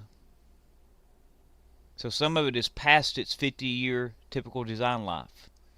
And now our large power transformers, these are these ones that's big as houses that I talk about. You all know what I'm talking about. You've seen them at these huge facilities. They're at the end of their lifespan, which is 38 to 40 years. The average age is roughly 38 to 40 years on our critical high voltage equipment that steps up and down voltage. These are their biggest houses. These are these distribution transformers, the ones on the pole, street corners, serving homes and businesses. Now, there's a big shortage of them, or was. because they was going around and stripping them from poles that wasn't connected to anything. Roughly 55% of these is more than 33 years old and approaching the end of a life.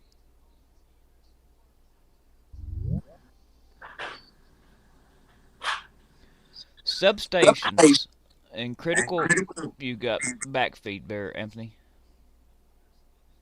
for some reason. Now I think you're good now.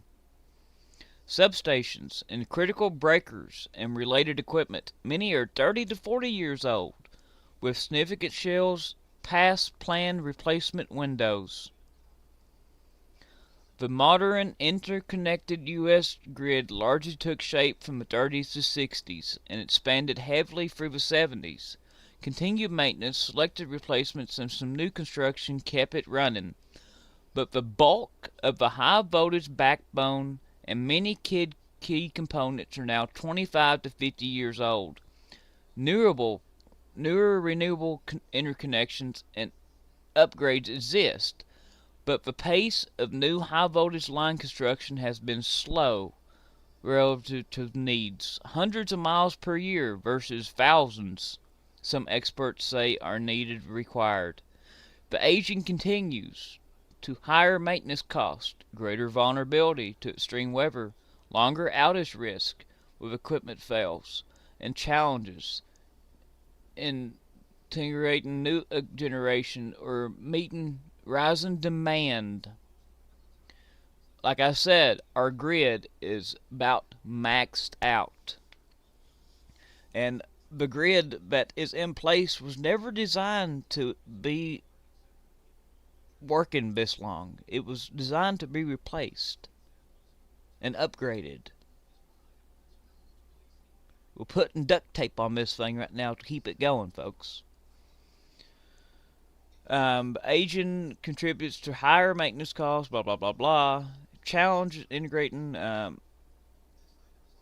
data centers and electrification utilities, and the DOE have noted they need major reinvestment, with estimates the industry may spend as much as in the 15 years as its previous 150 years on the grid infrastructure.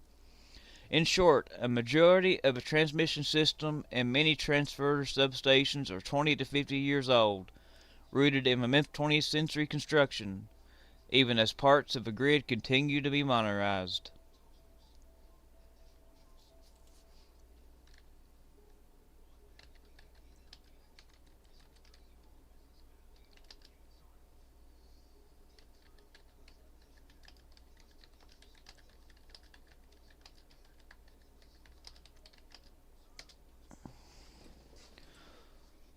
Does anybody have any questions about this stuff?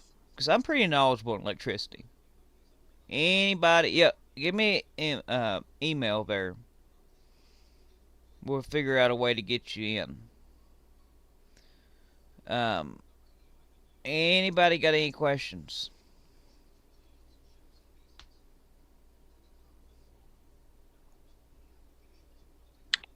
Is there a reason why we're not reopening our closed nuclear power facilities? I know two are close to me It's that are because closed. they're past their lifespan. They would have to have major upgrades and um, renovations. They're not going to reopen them. It would cost more to renew them than a new one built would cost.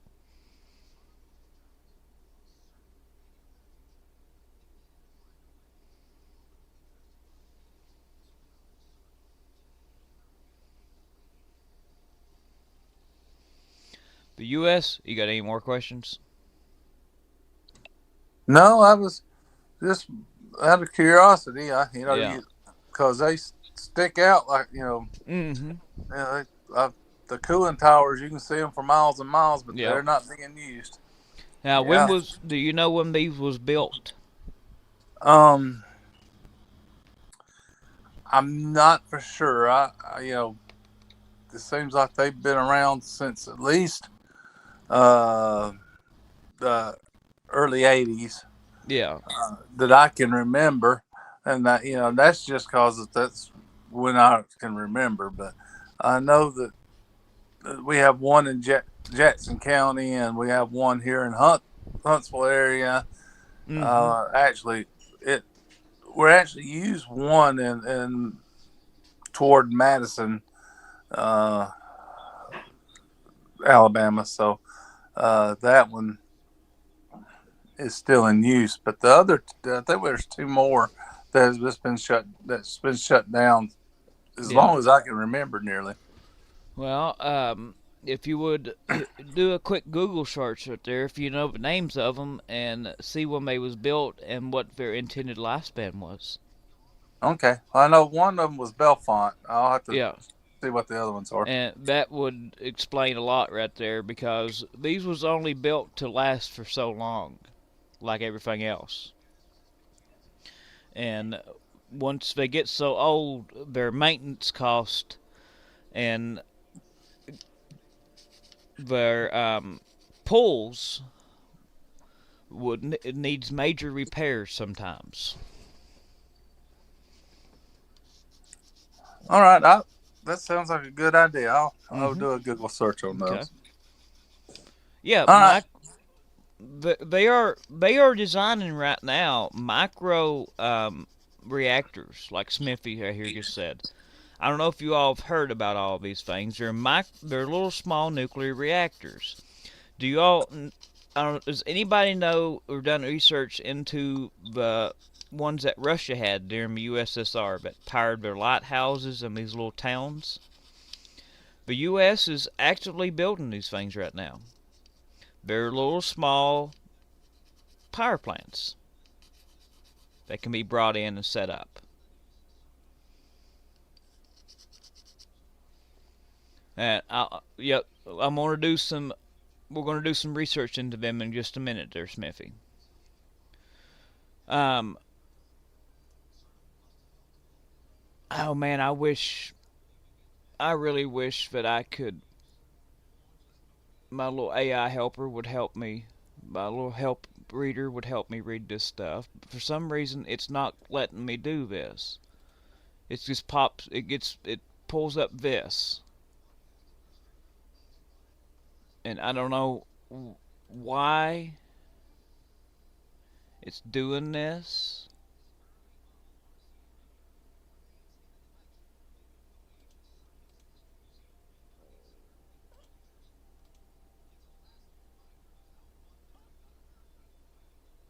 I don't know.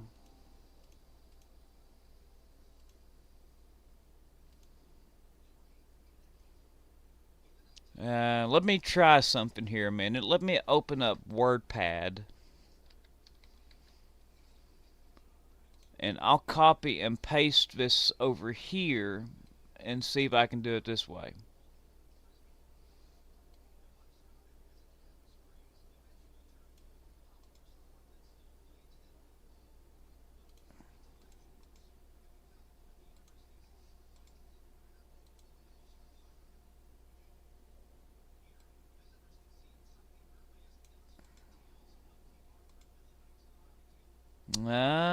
They won't let me do it. Huh. Interesting. Don't save. Let me try something else here.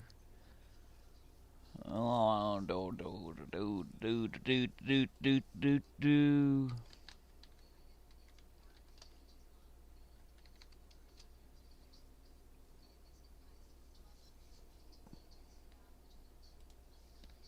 Let me try it this way.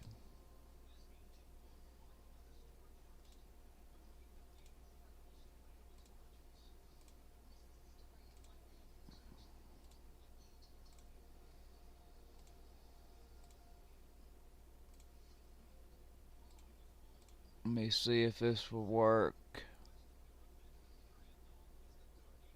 Perhaps you've heard this voice before.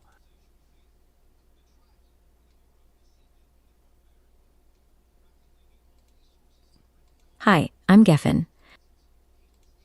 Hi, my name is Cliff Weitzman. I'm the founder of Speechify. I made Speechify.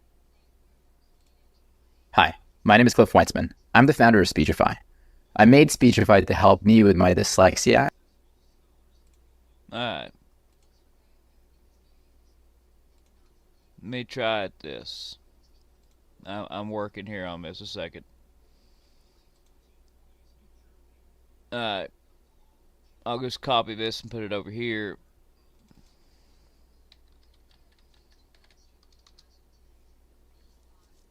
Hello.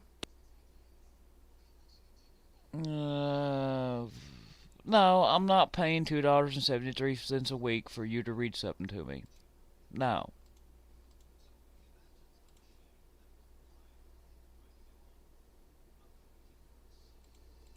Let's see if this one will do it.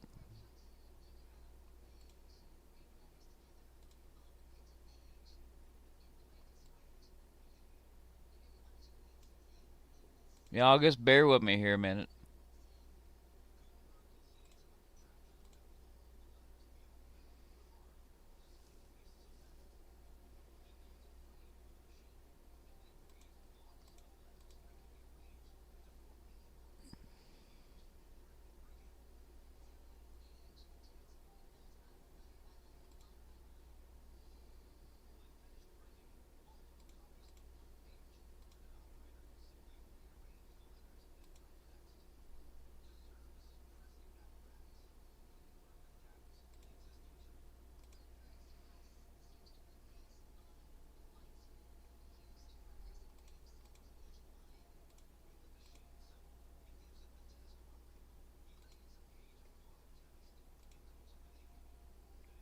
Just bear with me here a minute, folks.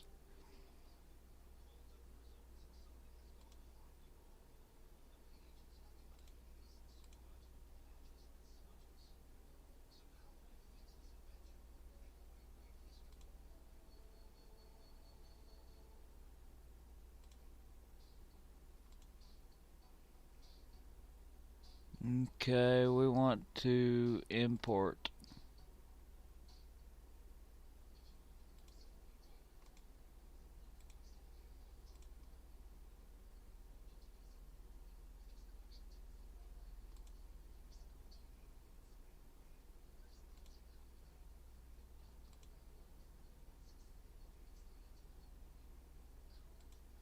Why isn't that? The U.S. There power you go. grid is not maxed out right now. It is operating with normal headroom and healthy reserves in most regions on this Saturday evening, August 22nd, 2026.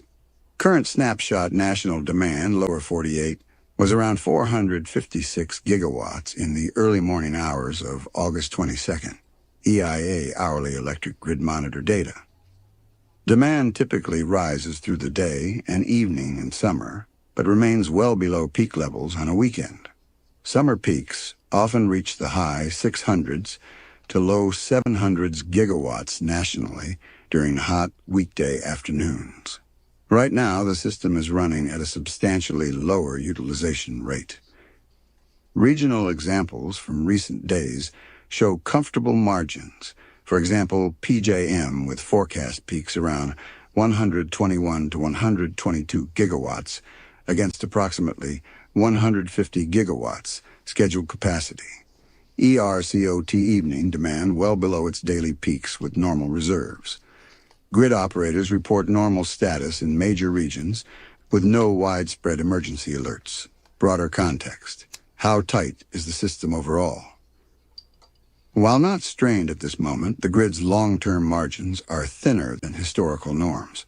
Recent analysis, for example, ICF from mid-2026, estimate the U.S. has only about 3% excess generating capacity, approximately 26 gigawatts, above minimum resource adequacy requirements. Some high-growth areas, parts of PGM and ERCOT, Now, have little to no service. Now, this is what concerns me. These PJM and ERCOT. PJM, I'm gonna get into the PJM and ERCOT stuff. but they have little to no surplus for additional large loads.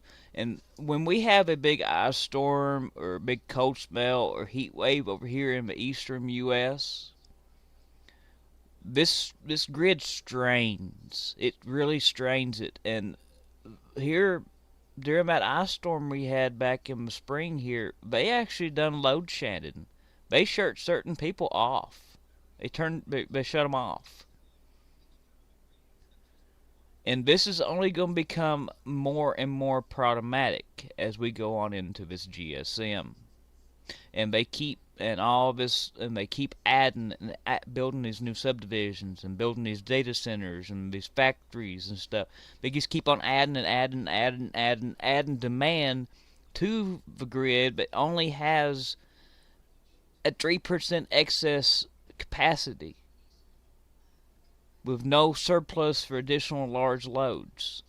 This is going to become very, very problematic here in the next couple of years.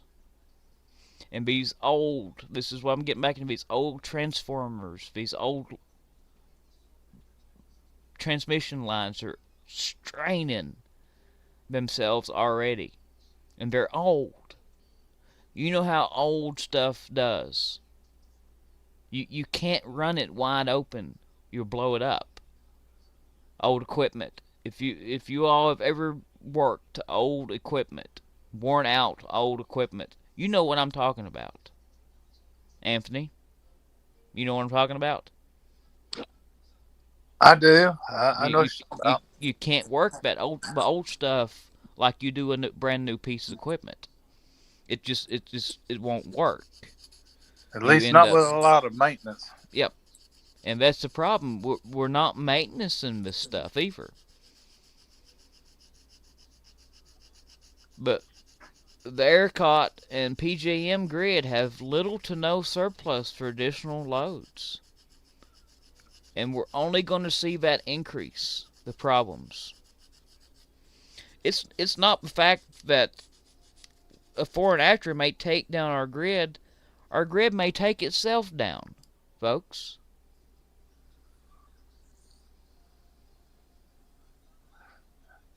That's the reality we're in.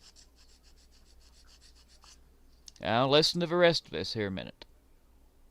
Surplus for additional large loads. Demand is rising due to data centers, manufacturing, and electrification. Peak demand is projected to grow further through 2030 to 2035. Summer 2026. Reliability is better than the prior year thanks to approximately 58 gigawatts of new resources, mostly solar and batteries, added across North America, according solar and batteries. And what is this administration doing? They're paying companies to cancel their solar, their wind. We just paid, how much was it, Anthony? $2.2 billion to I forget, it's a European company over there to cancel their offshore wind project over here. I mean, I don't know. NERC's assessment. All regions are expected to meet normal peak conditions, with elevated risk only under extreme scenarios in limited areas, for example, parts of New England or far west Texas. Yeah, I did a quick Google search about those Bottom two nuclear line, plants. Right now, okay. The one, Bellefonte, the one in Jackson County over here, it was never opened.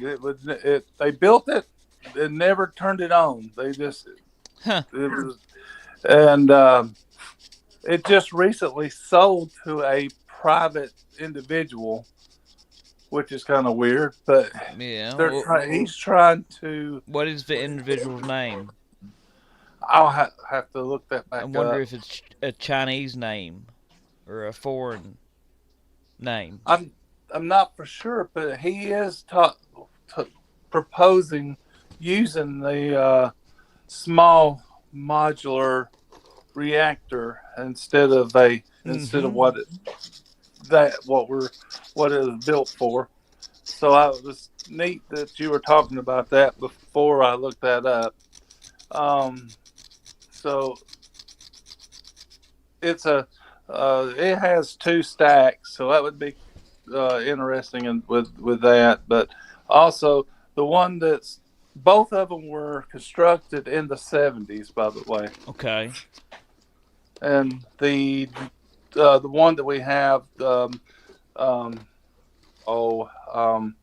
Did it Brown's give you Ferry. a typical lifespan that they was constructed for? Um, um, Brown's Ferry, the one that is our massive three stack one, Uh huh. that's functioning, is a it's licensed to 2050, Okay. and that's as long. So we ain't got much longer for on that. We just a few more About decades. about 24 years. Mm-hmm. Interesting. Any more information you got there for us? That's all I got from my two power plants near me. Okay. But that's what I was saying, folks. The stuff's getting towards the end of its lifespan. And it's not feasible to go in money wise and redo it all. It's cheaper to build new. But here's back to this. Thank you, Anthony. Now, the grid has plenty of spare capacity for current loads. It is more constrained during extreme heat/cold peaks or in high-growth pockets, and overall excess capacity is low by historical standards, which is why new generation and transmission are a major focus.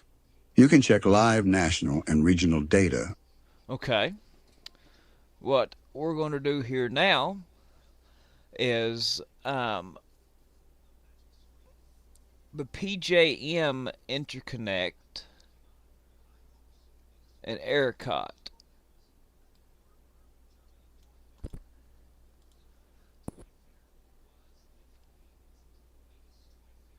Um,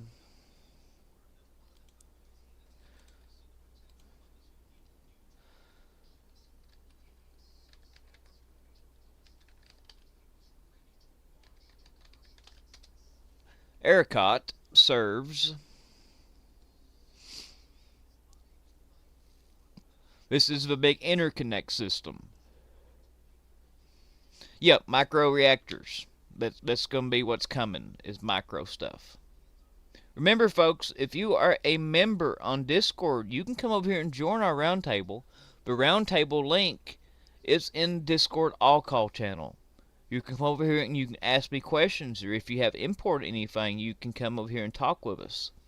You just click on that link to Jitsi and join us. ERCOT is Texas.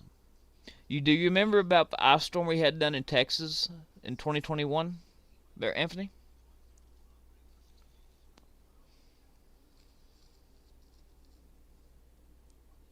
And the Texas grid was only moments from collapse.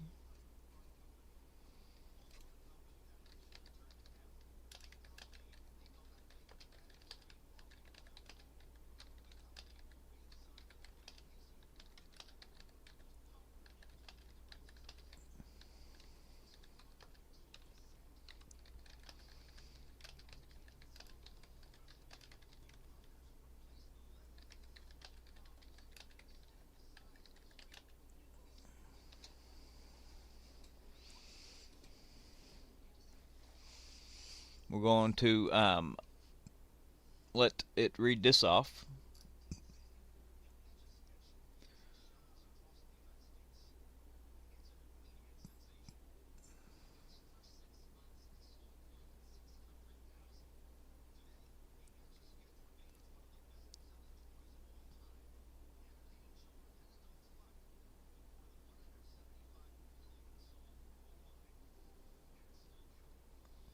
Okay. we're going to come over here. Can you hear this, Anthony? With AI, with a reader help reading this? I cannot. See here. You should be able to. Hang on. Let me see if I can. I can. Hang on a minute. I'll fix it for you. Okay, yeah, I can see the writing and I can see it kind of going through, but I can't. I don't have any audio up. Okay. Share audio here. You should be able to hear it now. In a second. Okay. I'm going to copy this, and we're going to come over here to this, and we're going to import, write text. We're going to paste that, import it, and we're going to play On the this. EIA hourly electric grid monitor.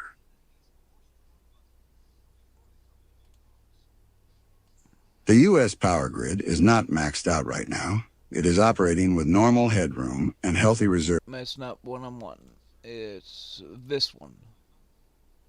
No, where's it at? This one's the one I want. A powerful polar able to hear vortex that, though. delivered record Huh? I was able to hear it that time. Okay, good deal. Here we go. breaking cold to Texas starting around February 14th to 15th, 2021. Temperatures plunged well below freezing across much of the state, for example, near 0 degrees Fahrenheit or lower in places like Dallas, with ice, freezing rain, and snow. This was one of the most severe winter events in decades for the region. Electricity demand surged as people ran heaters, while large amounts of generation failed simultaneously. Natural gas plants, the backbone of ERCOT supply, were hit hardest by frozen equipment, wellhead freeze-offs, and supply disruptions. Coal, nuclear, wind, icing on turbines, and other sources also saw major outages. At the peak, roughly 48 to 52 gigawatts of generation, nearly half of available capacity, was offline. Demand hit a new winter record, estimates around 69,000 to 80,000 megawatts without the forced outages. How close the grid came to collapse in the early morning hours of February 15, 2021, around 1 to 2 a.m., the situation deteriorated rapidly. Operating reserves plummeted. Grid frequency, normally held near 60 hertz, dropped critically low below 59.4 hertz for several minutes and as low as about 59.3 hertz at one point. ERCOT declared energy emergency alerts and ordered utilities to begin firm load shedding, controlled rolling blackouts, starting around 1:20 to 1:25 a.m. to protect the system. Peak load shed reached about 20,000 megawatts, the largest controlled firm load shed event in U.S. history. ERCOT officials, including then CEO Bill Magnus, stated the grid was seconds or minutes, or roughly 4 to 4.5 minutes in some accounts, away from a cascading failure. If frequency had stayed that low longer, power plants would have automatically tripped offline to protect equipment, triggering a total system blackout. Restoring the entire grid, a black start, could have taken weeks, leaving most of the approximately 26 to 27 million people on the ERCOT system without power for an extended period in deadly cold. pcor.undeerc.org impacts about 4.5 million customers lost power at the peak. Some were without electricity for days. Hundreds of deaths were attributed to the storm and outages. Official estimates started around 210, and some analyses went higher. Widespread water system failures, pipes froze/burst, boil water notices affected millions. Economic losses estimated at $80 to $130 billion. Cascading problems affected natural gas production, hospitals, and other critical services. Why it happened: key factors included inadequate winterization of power plants and natural gas infrastructure, despite prior cold weather events in 2011 and earlier, underestimation of extreme winter demand, scheduled maintenance that took plants offline, and the largely isolated nature of the ERCOT grid limited ability to import power from neighboring regions. The controlled blackouts, while extremely disruptive and dangerous, prevented a far worse total collapse. After the event, Texas implemented stronger weatherization rules, improved coordination between the electric and gas systems, and other reforms. The episode remains a major case study in grid vulnerability to extreme weather.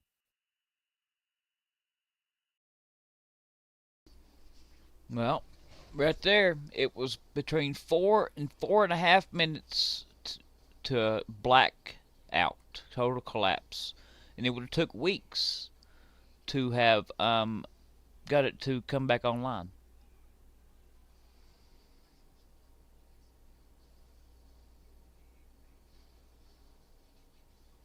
Does anybody have any questions about any of that? But as we go on into this GSM, folks, this is gonna become more and more and more common.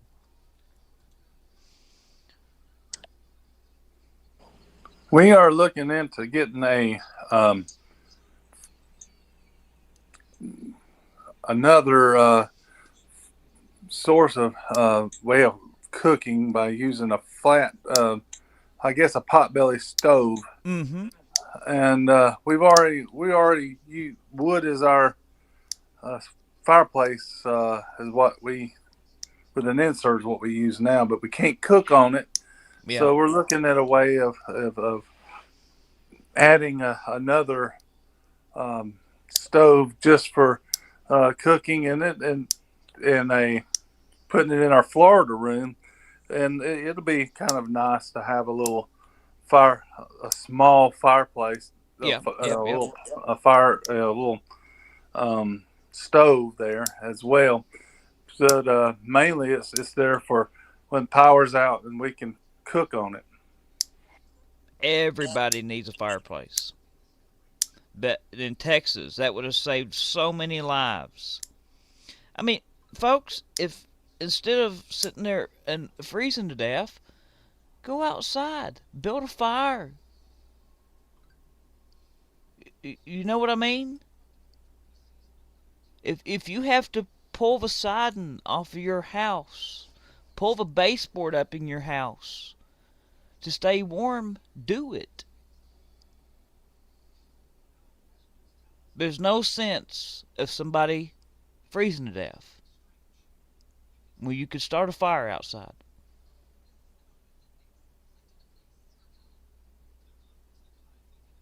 Everybody should have a couple bundles of gas station firewood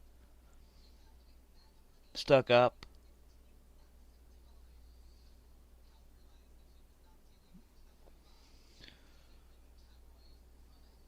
But I have went from only heating with wood. See, I don't have no backup up here where at the new place, which is kind of a bad thing. But I do have this solar um, heat and air unit, and I do have a way. I've got a little mini diesel heater, so I've still got a way to heat if needed to be. But if really, really needed to be, I could put a stove in this place very easily. If it just something happened and the grid goes down, I could bring my stove up here and put in. I have extra pipe already ready if needed.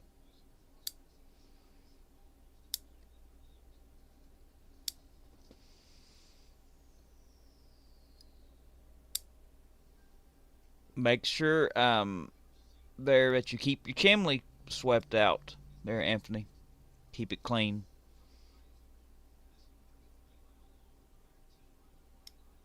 That way you don't have soot problems and have a chimney fire. Yeah, like I said, we've been using wood in our wood stove insert for our fireplace for Mm-hmm. since I've been a kid. So yeah, we kind of know the ins and outs with all that, Yeah. and how important a good draft and all that is Mm-hmm. when in construction. Make sure that thing really is pulling good and burning hot, so we don't leave Exactly. uh, uh, a lot of that. And also, we only burn um, the hardwoods. Yeah. Yeah. We don't do cedar, even though it smells good and has a nice pop. A lot of people like that, but Well, we're a metal stove pipe is not as bad as like a regular chimney. okay. You know what I mean. If you're Right. filling these just metal 6-inch pipes, you can smack them with your hand and clean them out. Yeah. See, Yeah. down at the old place, I burnt at night. I'd burn green wood,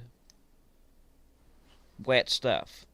I'd pitch Okay. a piece of dry end, and I'd finish filling it up with damp wood, and it caused a lot of um, build up.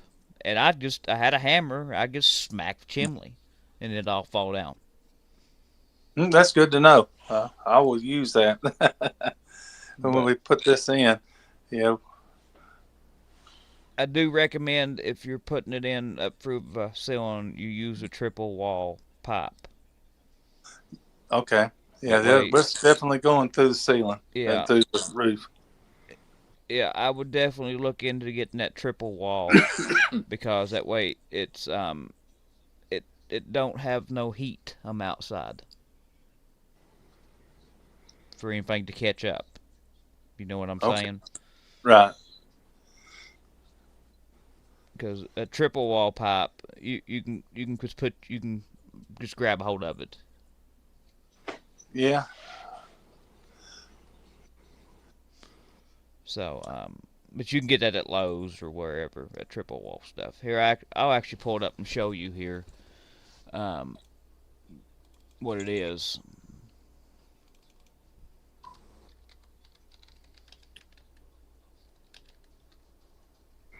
It's kind of a chrome pipe. I mean, it's not cheap, but Right.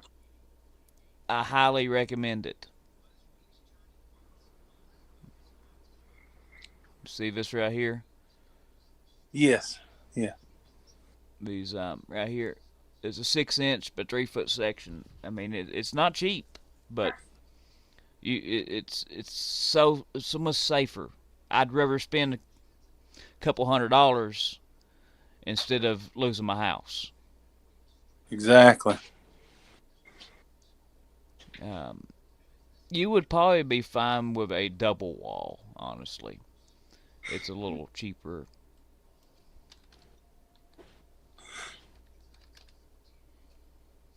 There's a double wall right here. Yeah, we're about the same. Single wall up to the ceiling portion, and then go double or triple Yep. at the. Yep. That way, because you get a lot of heat You do. radiated from that uh, exhaust. Believe They you make would. a heat exchanger stove. They make these that you can put a fan behind them. Oh wow! It's a Yeah. heat reclaimer. Also, these little pieces of metal right here that I'm showing you on screen, Right. they That's work it. really good too around a pipe. Okay. That's Um, it. Let some of the heat out, but doesn't. But the well, pop itself doesn't get hot, I guess. what they do is they're like how like a fin on your computer CPU. It grabs that heat and kind of, Yeah, like a heat sink. Okay. yeah, they're like a heat shrink. These are just snap-on bands that go around your pipe, and they create a draft up through them, and it Cool. helps reclaim heat. But Okay. they've also got these boxes right here. I had to check into those boxes. I didn't know anything about that. That Yeah. might be what, like if I did use some kind of triple, Yep. or that would, be Mm-hmm. able to get that back.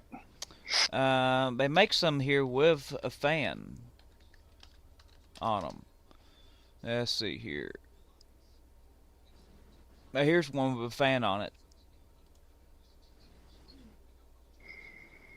It's got a fan motor in the back. You just plug it in and it blows air over that box. And Yeah. it really, really, it helps tremendously. Yeah. These little Of things course, do. if I'm using it with the power off. Well, that's when you come in with your solar. Oh, yeah. Yeah. Yep. Yep. That makes good sense. Mm-hmm. I hadn't, I look at solar and I say I'd love to have it, but setting it up would be a challenge for me. I can walk you through it, man. Did you see what I showed earlier? Yeah, it's just my health. I don't think I'm almost wheelchair bound. It's so easy, so easy. Get you some batteries. Get you two of them batteries I showed you earlier. They're 100 amp hour server rack battery. Get you two of these right here. Yeah. That I've got on screen right now. You want at least 10 kW, which is 10,000 watt hours. And then get you that all-in-one inverter charge controller that I showed you right here. This Ragany one. Ragany. Okay. This is an all-in-one. You run your panels into this one. You hook your batteries to it. You can hook a generator to this one too, and put power in your batteries if needed to. Okay. Instead of your generator running 24 hours a day, you can turn it on and run it for 30 minutes a day or whatever you need to run it for. Okay, I do have a generator, gas powered, so that could feed I could feed my gas powered into that, and it would last a lot longer. Yep. Oh, okay. And then you hook your panels into here too. And what you do is get on Facebook, find you some of these takeoffs or B grade panels. You can find them on there cheap, $100 a piece. And it is a lot cheaper now. You want the 395 watt ones or 365s or whatever.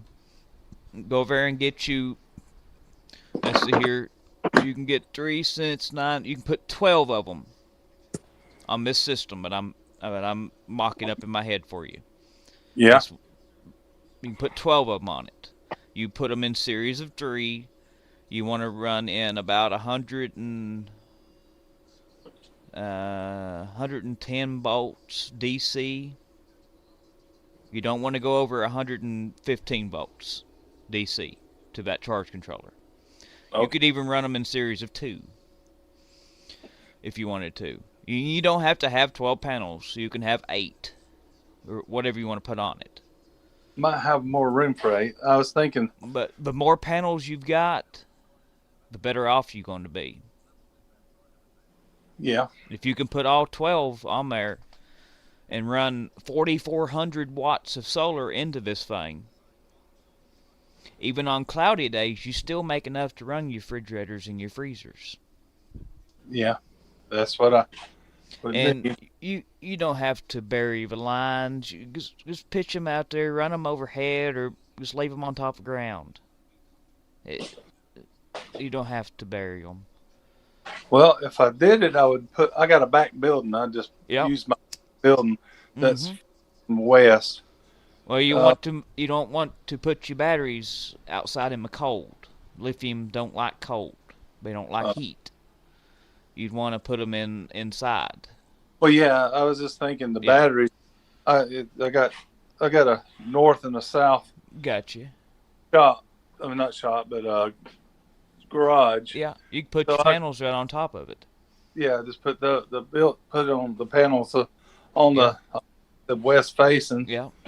and And then you don't have to buy these fancy racks. You don't have to do anything like that. They make some clips. This is what I use. They make some clips here. They're cheap. Here, let me show you.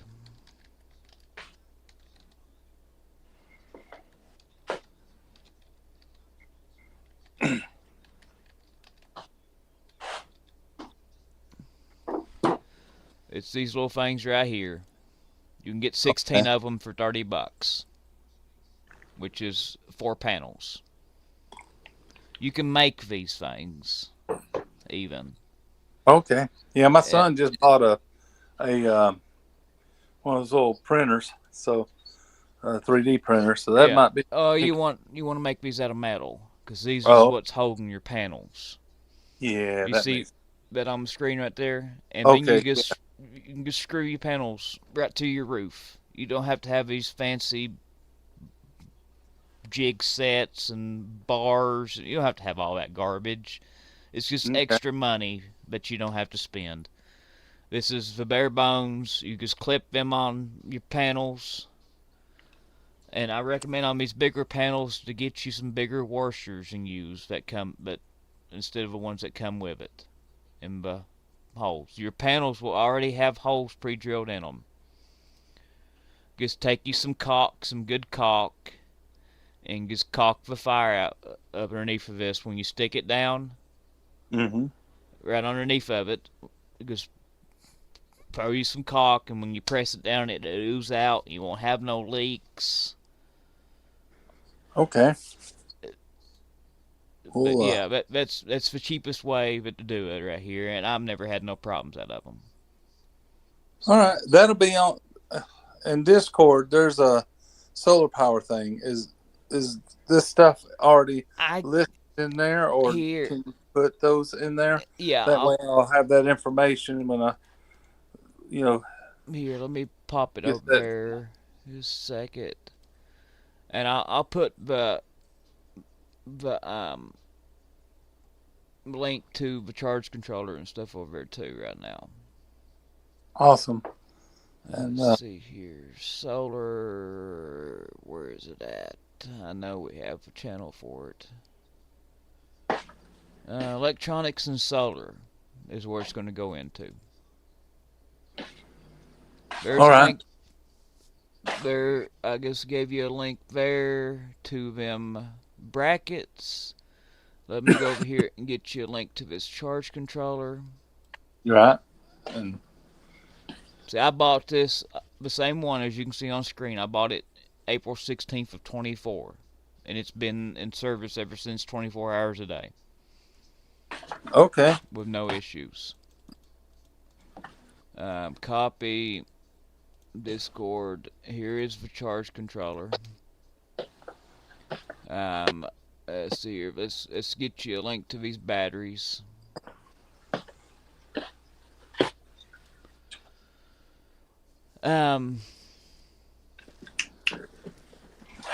I'm gonna try to find ones here the best deal for you.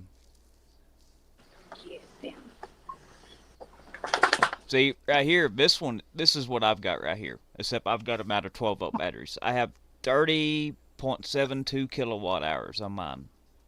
30,000 watts. Mm. It would be equal to all of them. Wow. But I've bought it a little bit at a time.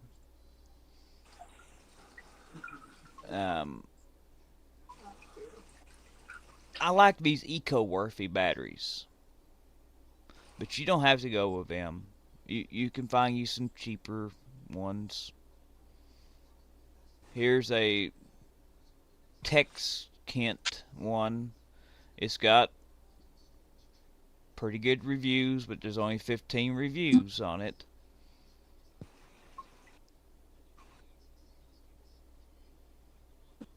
All reviews are good on it.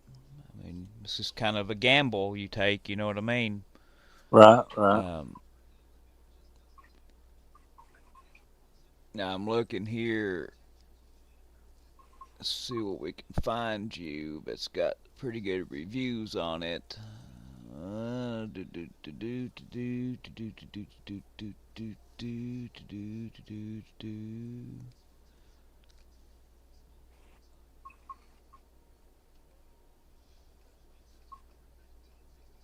Let's see here. 48 volt life profile batteries.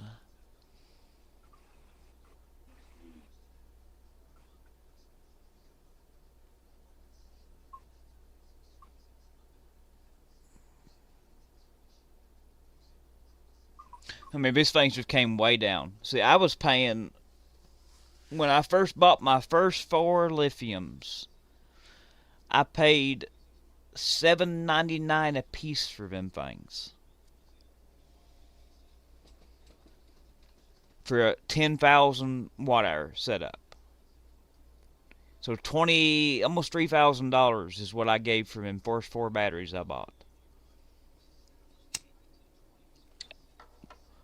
And all mine's 12 volts.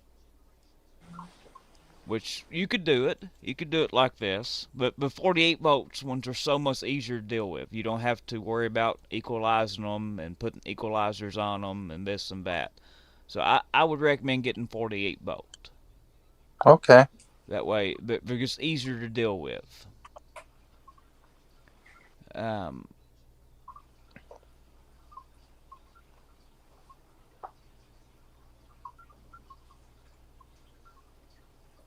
Just looking in here.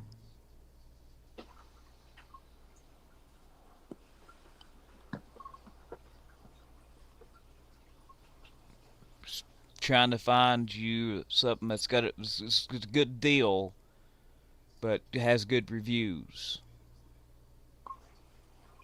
I mean, here's a pretty good one for $7.49. It's got really good reviews. 81% out of 80 buys. What's this? How much is 150 amp hour one? 1,000? No, that ain't worth the extra 50 amp hours. Right here. I think this is what I'd go with. It's a golf cart, but it's a solar. You can use them as a solar battery. They've got, it's 5.12, so 10 of them will be 10.2 kilowatts, so 10,200 watt hours. It's got a 200 amp BMS.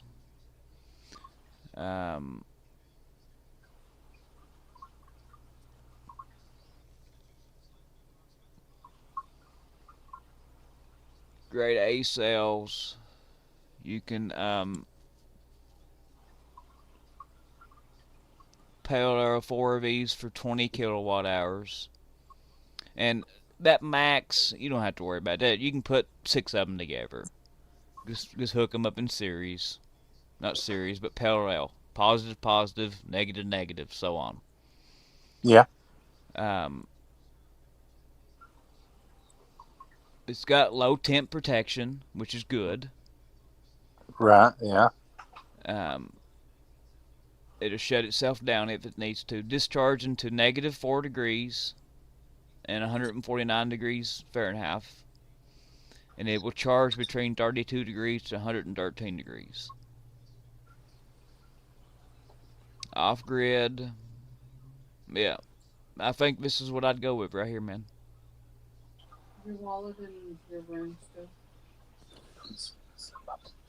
Shorts pocket. So I'll post a link. This has got 15,000 cycles on them. Okay. So they'll last you, it says 10 years, but listen, and this they're just going to start degrading in 10 years. It just won't hold as much. These things will last you forever. You want to get So I will share a link to this Strips. in Discord for you. And that will pretty much get you going right there. Right. And of course, you're going to have wire and stuff. And I'll show you what I use for my wire. I use low voltage landscaping wire. It's this stuff right here. You can get 250 foot of 12 gauge for $30 of this stuff. This is what I Okay, that's not use. bad. This is what I use to run my solar into the place. But also, you will need a. Let me see here. If you can find 10-2 in it, would be better. 10-2.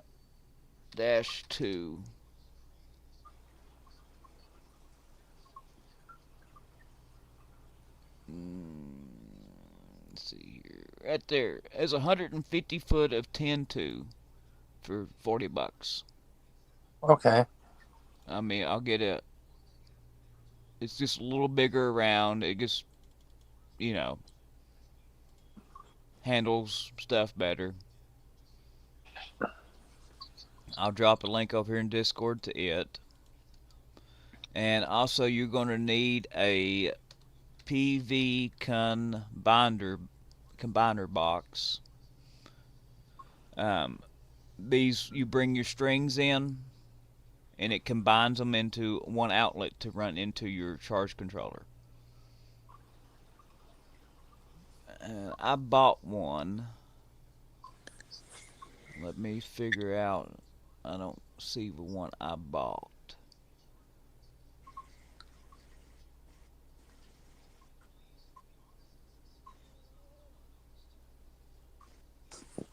One string. There's you a 4-string one. 1, 2, 3, 4 with an outlet. You've got. Does it have? I don't see it has the lightning or surge protection on it though. Let's see here.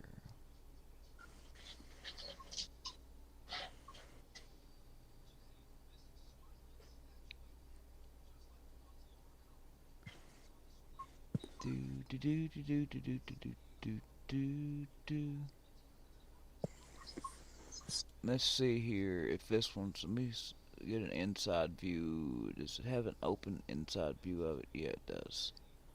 Yeah, it's got the surge protector on it and everything. Okay.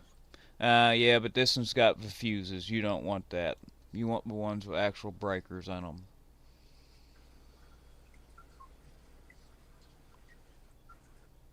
Let me pop this out just a second. Let me go in here to my orders a minute and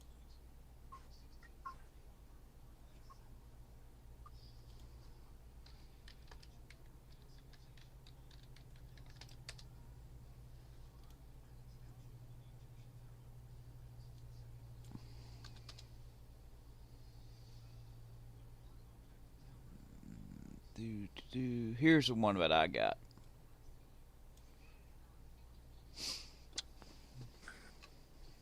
Okay. That's exactly what I've got right here. As you can see, I bought this in 2024 when I done my big upgrade of all my stuff.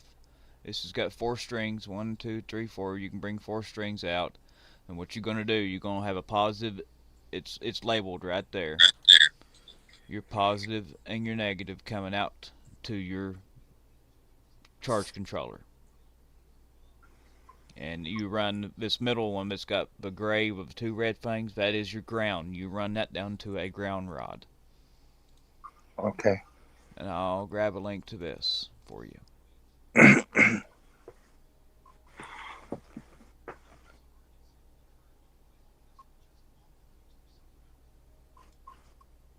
Copy. Paste. That'll get you going right there. Everything else you need is a couple other little pieces of wire and some panels. Okay. 743B over here on YouTube, we have a 24/7 channel on Rumble, and here's a link to it. So 743B, go over there and subscribe to us on Rumble. That is 24/7. That's why it's so important for you all to be on our Discord. 743B, become a member. Bottom of the channel, bottom of the chat there's a link. Go over there, sign up, $5 a month. Once you sign up, go to the post tab, and you will find the link to our Discord in the second page. And I'll show you all here a second. Okay, look here. Once you sign up on memberships here, $5 a month, right there. Go to the post, second page. You'll find it says Discord link, do not share. And you just click on that link, and then you join into the Discord. Anthony, you got any more questions about anything that we've talked about here on the solar? No, I'll have to look through that parts list and kind of get an idea about, Yeah. final prices and Yeah. everything. I doubt I could do it all at once. Well, that's the good thing about you can do it a little bit at a time. Right. You can get your charge controller, wait a month or two, get you a battery.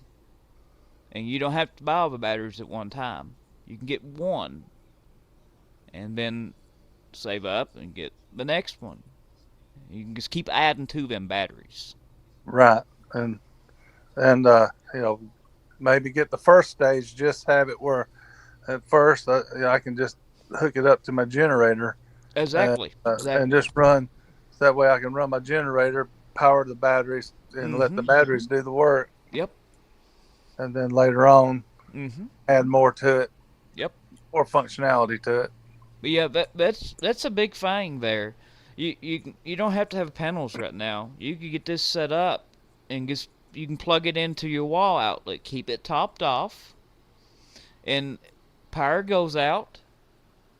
Just switch over to it, and when you get low, fire your generator up for a couple hours. Fill it back up, shut generator off. Yeah, that way save a lot of gas. Save a lot of gas, save a lot of noise, and you've got, because when you run a generator, you're wasting it most of the time. Because you're only pulling, when you got just your refrigerators and stuff hooked to it, you're only pulling 100 or 200 watts most of the time. Right. And it'll last so much more economical. Alright. But yeah, if you got any more questions, man, just message me, and I'll help you all I can.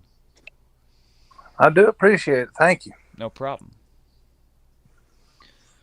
Alright, let's go back over here to what we was getting to. Let's see if anything's going on. Wow. Trump has made over 1,050 stock market trades in June, worth up to $263 million. For contrast, Joe made a total of 13 stock trades in his entire presidency.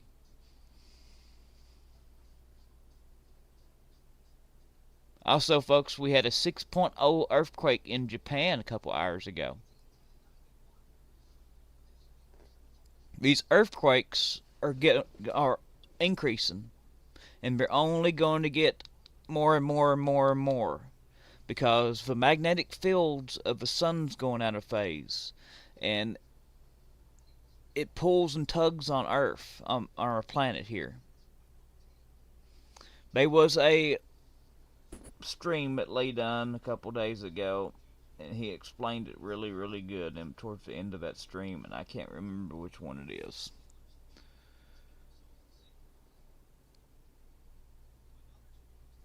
But it's going to tug and pull more and more on us as we got on into this GSM. And like I've said many times, every time we go into one of these, to the lead up, right before the peak, the new Mandrid fault goes. And it's going to be devastating. Wow, Iranian hackers have successfully shut down a UK power plant in a cyber attack.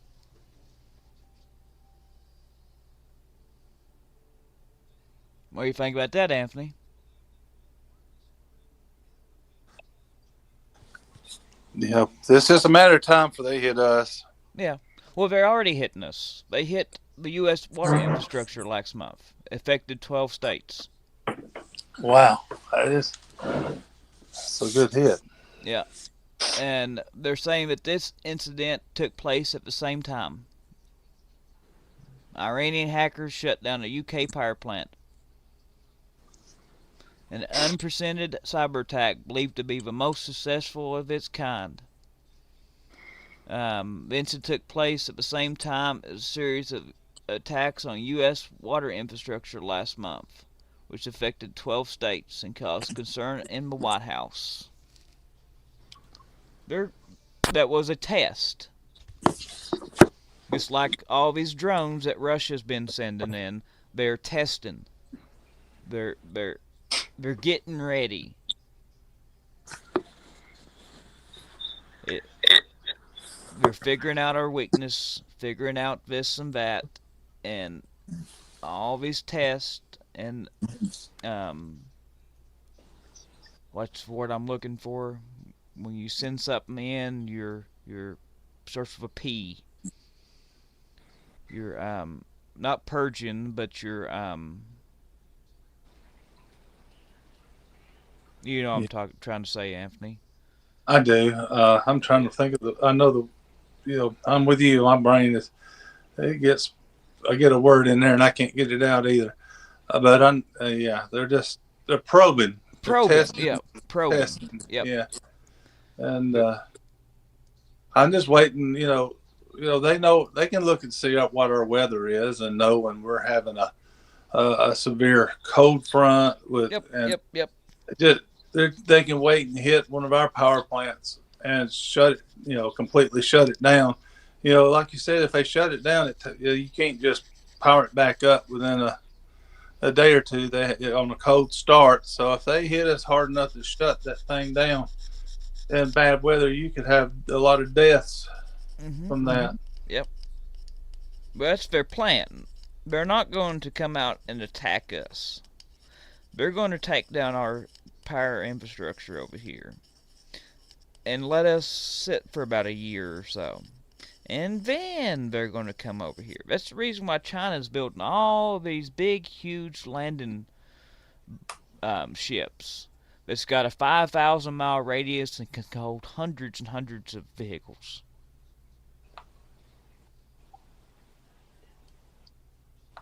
They're not planning on they're not going to take a little island with these big vessels. They're going to turn us off over here. Let us fight ourselves for about a year and a half. And then they're going to come in on the west coast and land.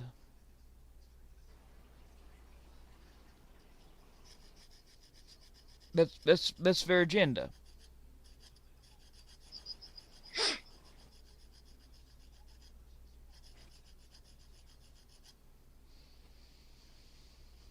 Alright. Oh, goodness gracious. An E. coli and salmonella outbreak linked to alfalfa sprouts is spreading across 15 states. I'm going to go over here a second. We're going to ask Grok how many E. coli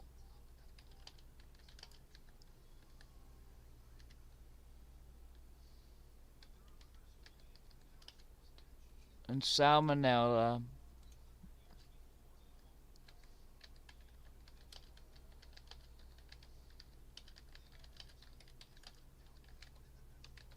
this is what happens when you gut all the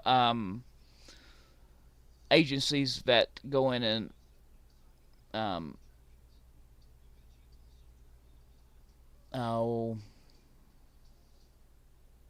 monitor this stuff and test it before it gets to the market.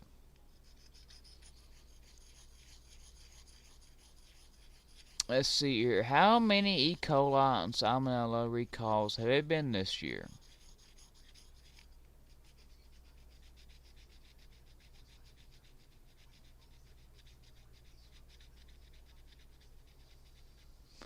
As of August 2026, there has been approximately 5 E. coli related food. No, there's been more than that.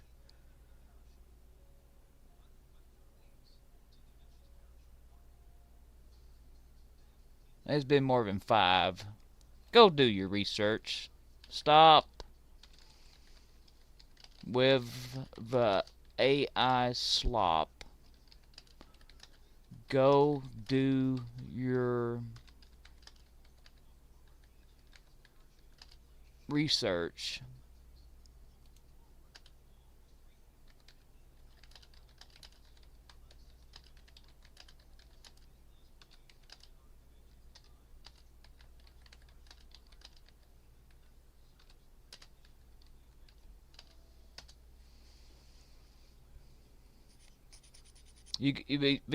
These AIs want to trick you. You got to make them go in and do their research. They're lazy.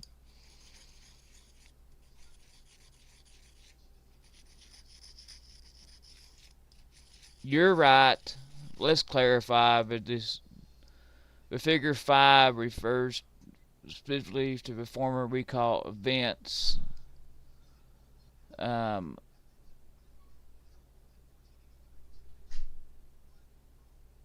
well, it's not going to tell me, but there's more than 5. Hang on just a second. I think the upper half just walked in.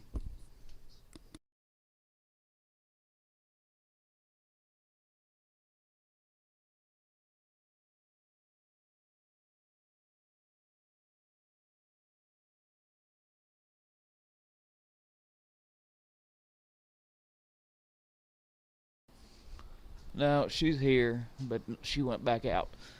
Um, hey, folks, we've been live for 3 hours. I think we're going to go ahead and wrap this up for today. We've had a pretty good turnout. Glad to see everybody. Does anybody have any questions about anything? Got any questions about anything there, Anthony? No questions. I've enjoyed being on the round table today. Thank you. I'm glad to have you. We'll have to, you have to come into more of these, and I'd like to start advertising this more. If you want to help, tell everybody that hey, look, we have awesome roundtables on Wednesdays and Saturdays. We'd like for you to join. We'd like for you to join our Discord. Come in. Of course, you know, there's just an endless supply of information through that Discord. Yeah, I love the Discord. It's a it's a wealth of information. You can get lost in the rabbit hole. Yeah. I've never seen a Discord like what we've got set up here. And we've got so many people that specializes in certain things in this Discord. That really knows their stuff. A lot of channels doesn't have these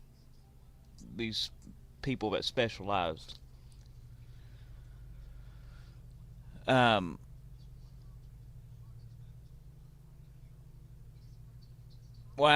An investigation revealed that grassified, this is weed killer basically, what's in the Roundup, is being sprayed in California forests at a record level by timber companies and the U.S. Forest Service. And you know, folks, that all runs right off into our water supply.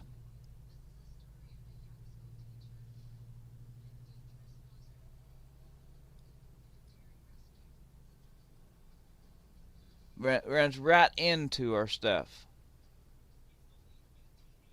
And it's some nasty stuff. And what they use is not like the stuff you buy at Lowe's. It's a whole lot more potent, should I say. I've got my hands on some of this stuff before. You can't buy it personally. You have to have a license to even get the stuff. And you can take this stuff. It's it's just crazy of how stout it is. I mean, they get rid of full-grown trees with the stuff. It's crazy.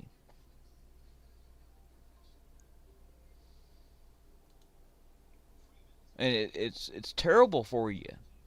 Cancer causing, and it runs right off into our water supply, and you can't really filter it out. I don't think we should be using the stuff, in my opinion. There's really no need for it. You just need to send a crew. What they're doing is saving money. Instead of having to send a crew in to clear this vegetation around these power lines and stuff, these right of ways, they're just spraying them and killing it all. I think there should be a crew that sent in and cleared it with a piece of machinery or by hand.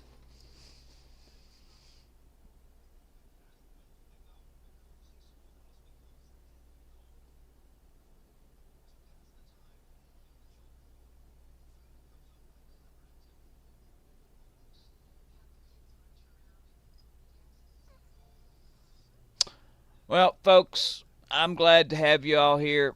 I'd love for you all to join our Discord, become a member, get inside information about stuff, know when we go live, get access to these roundtables. Um,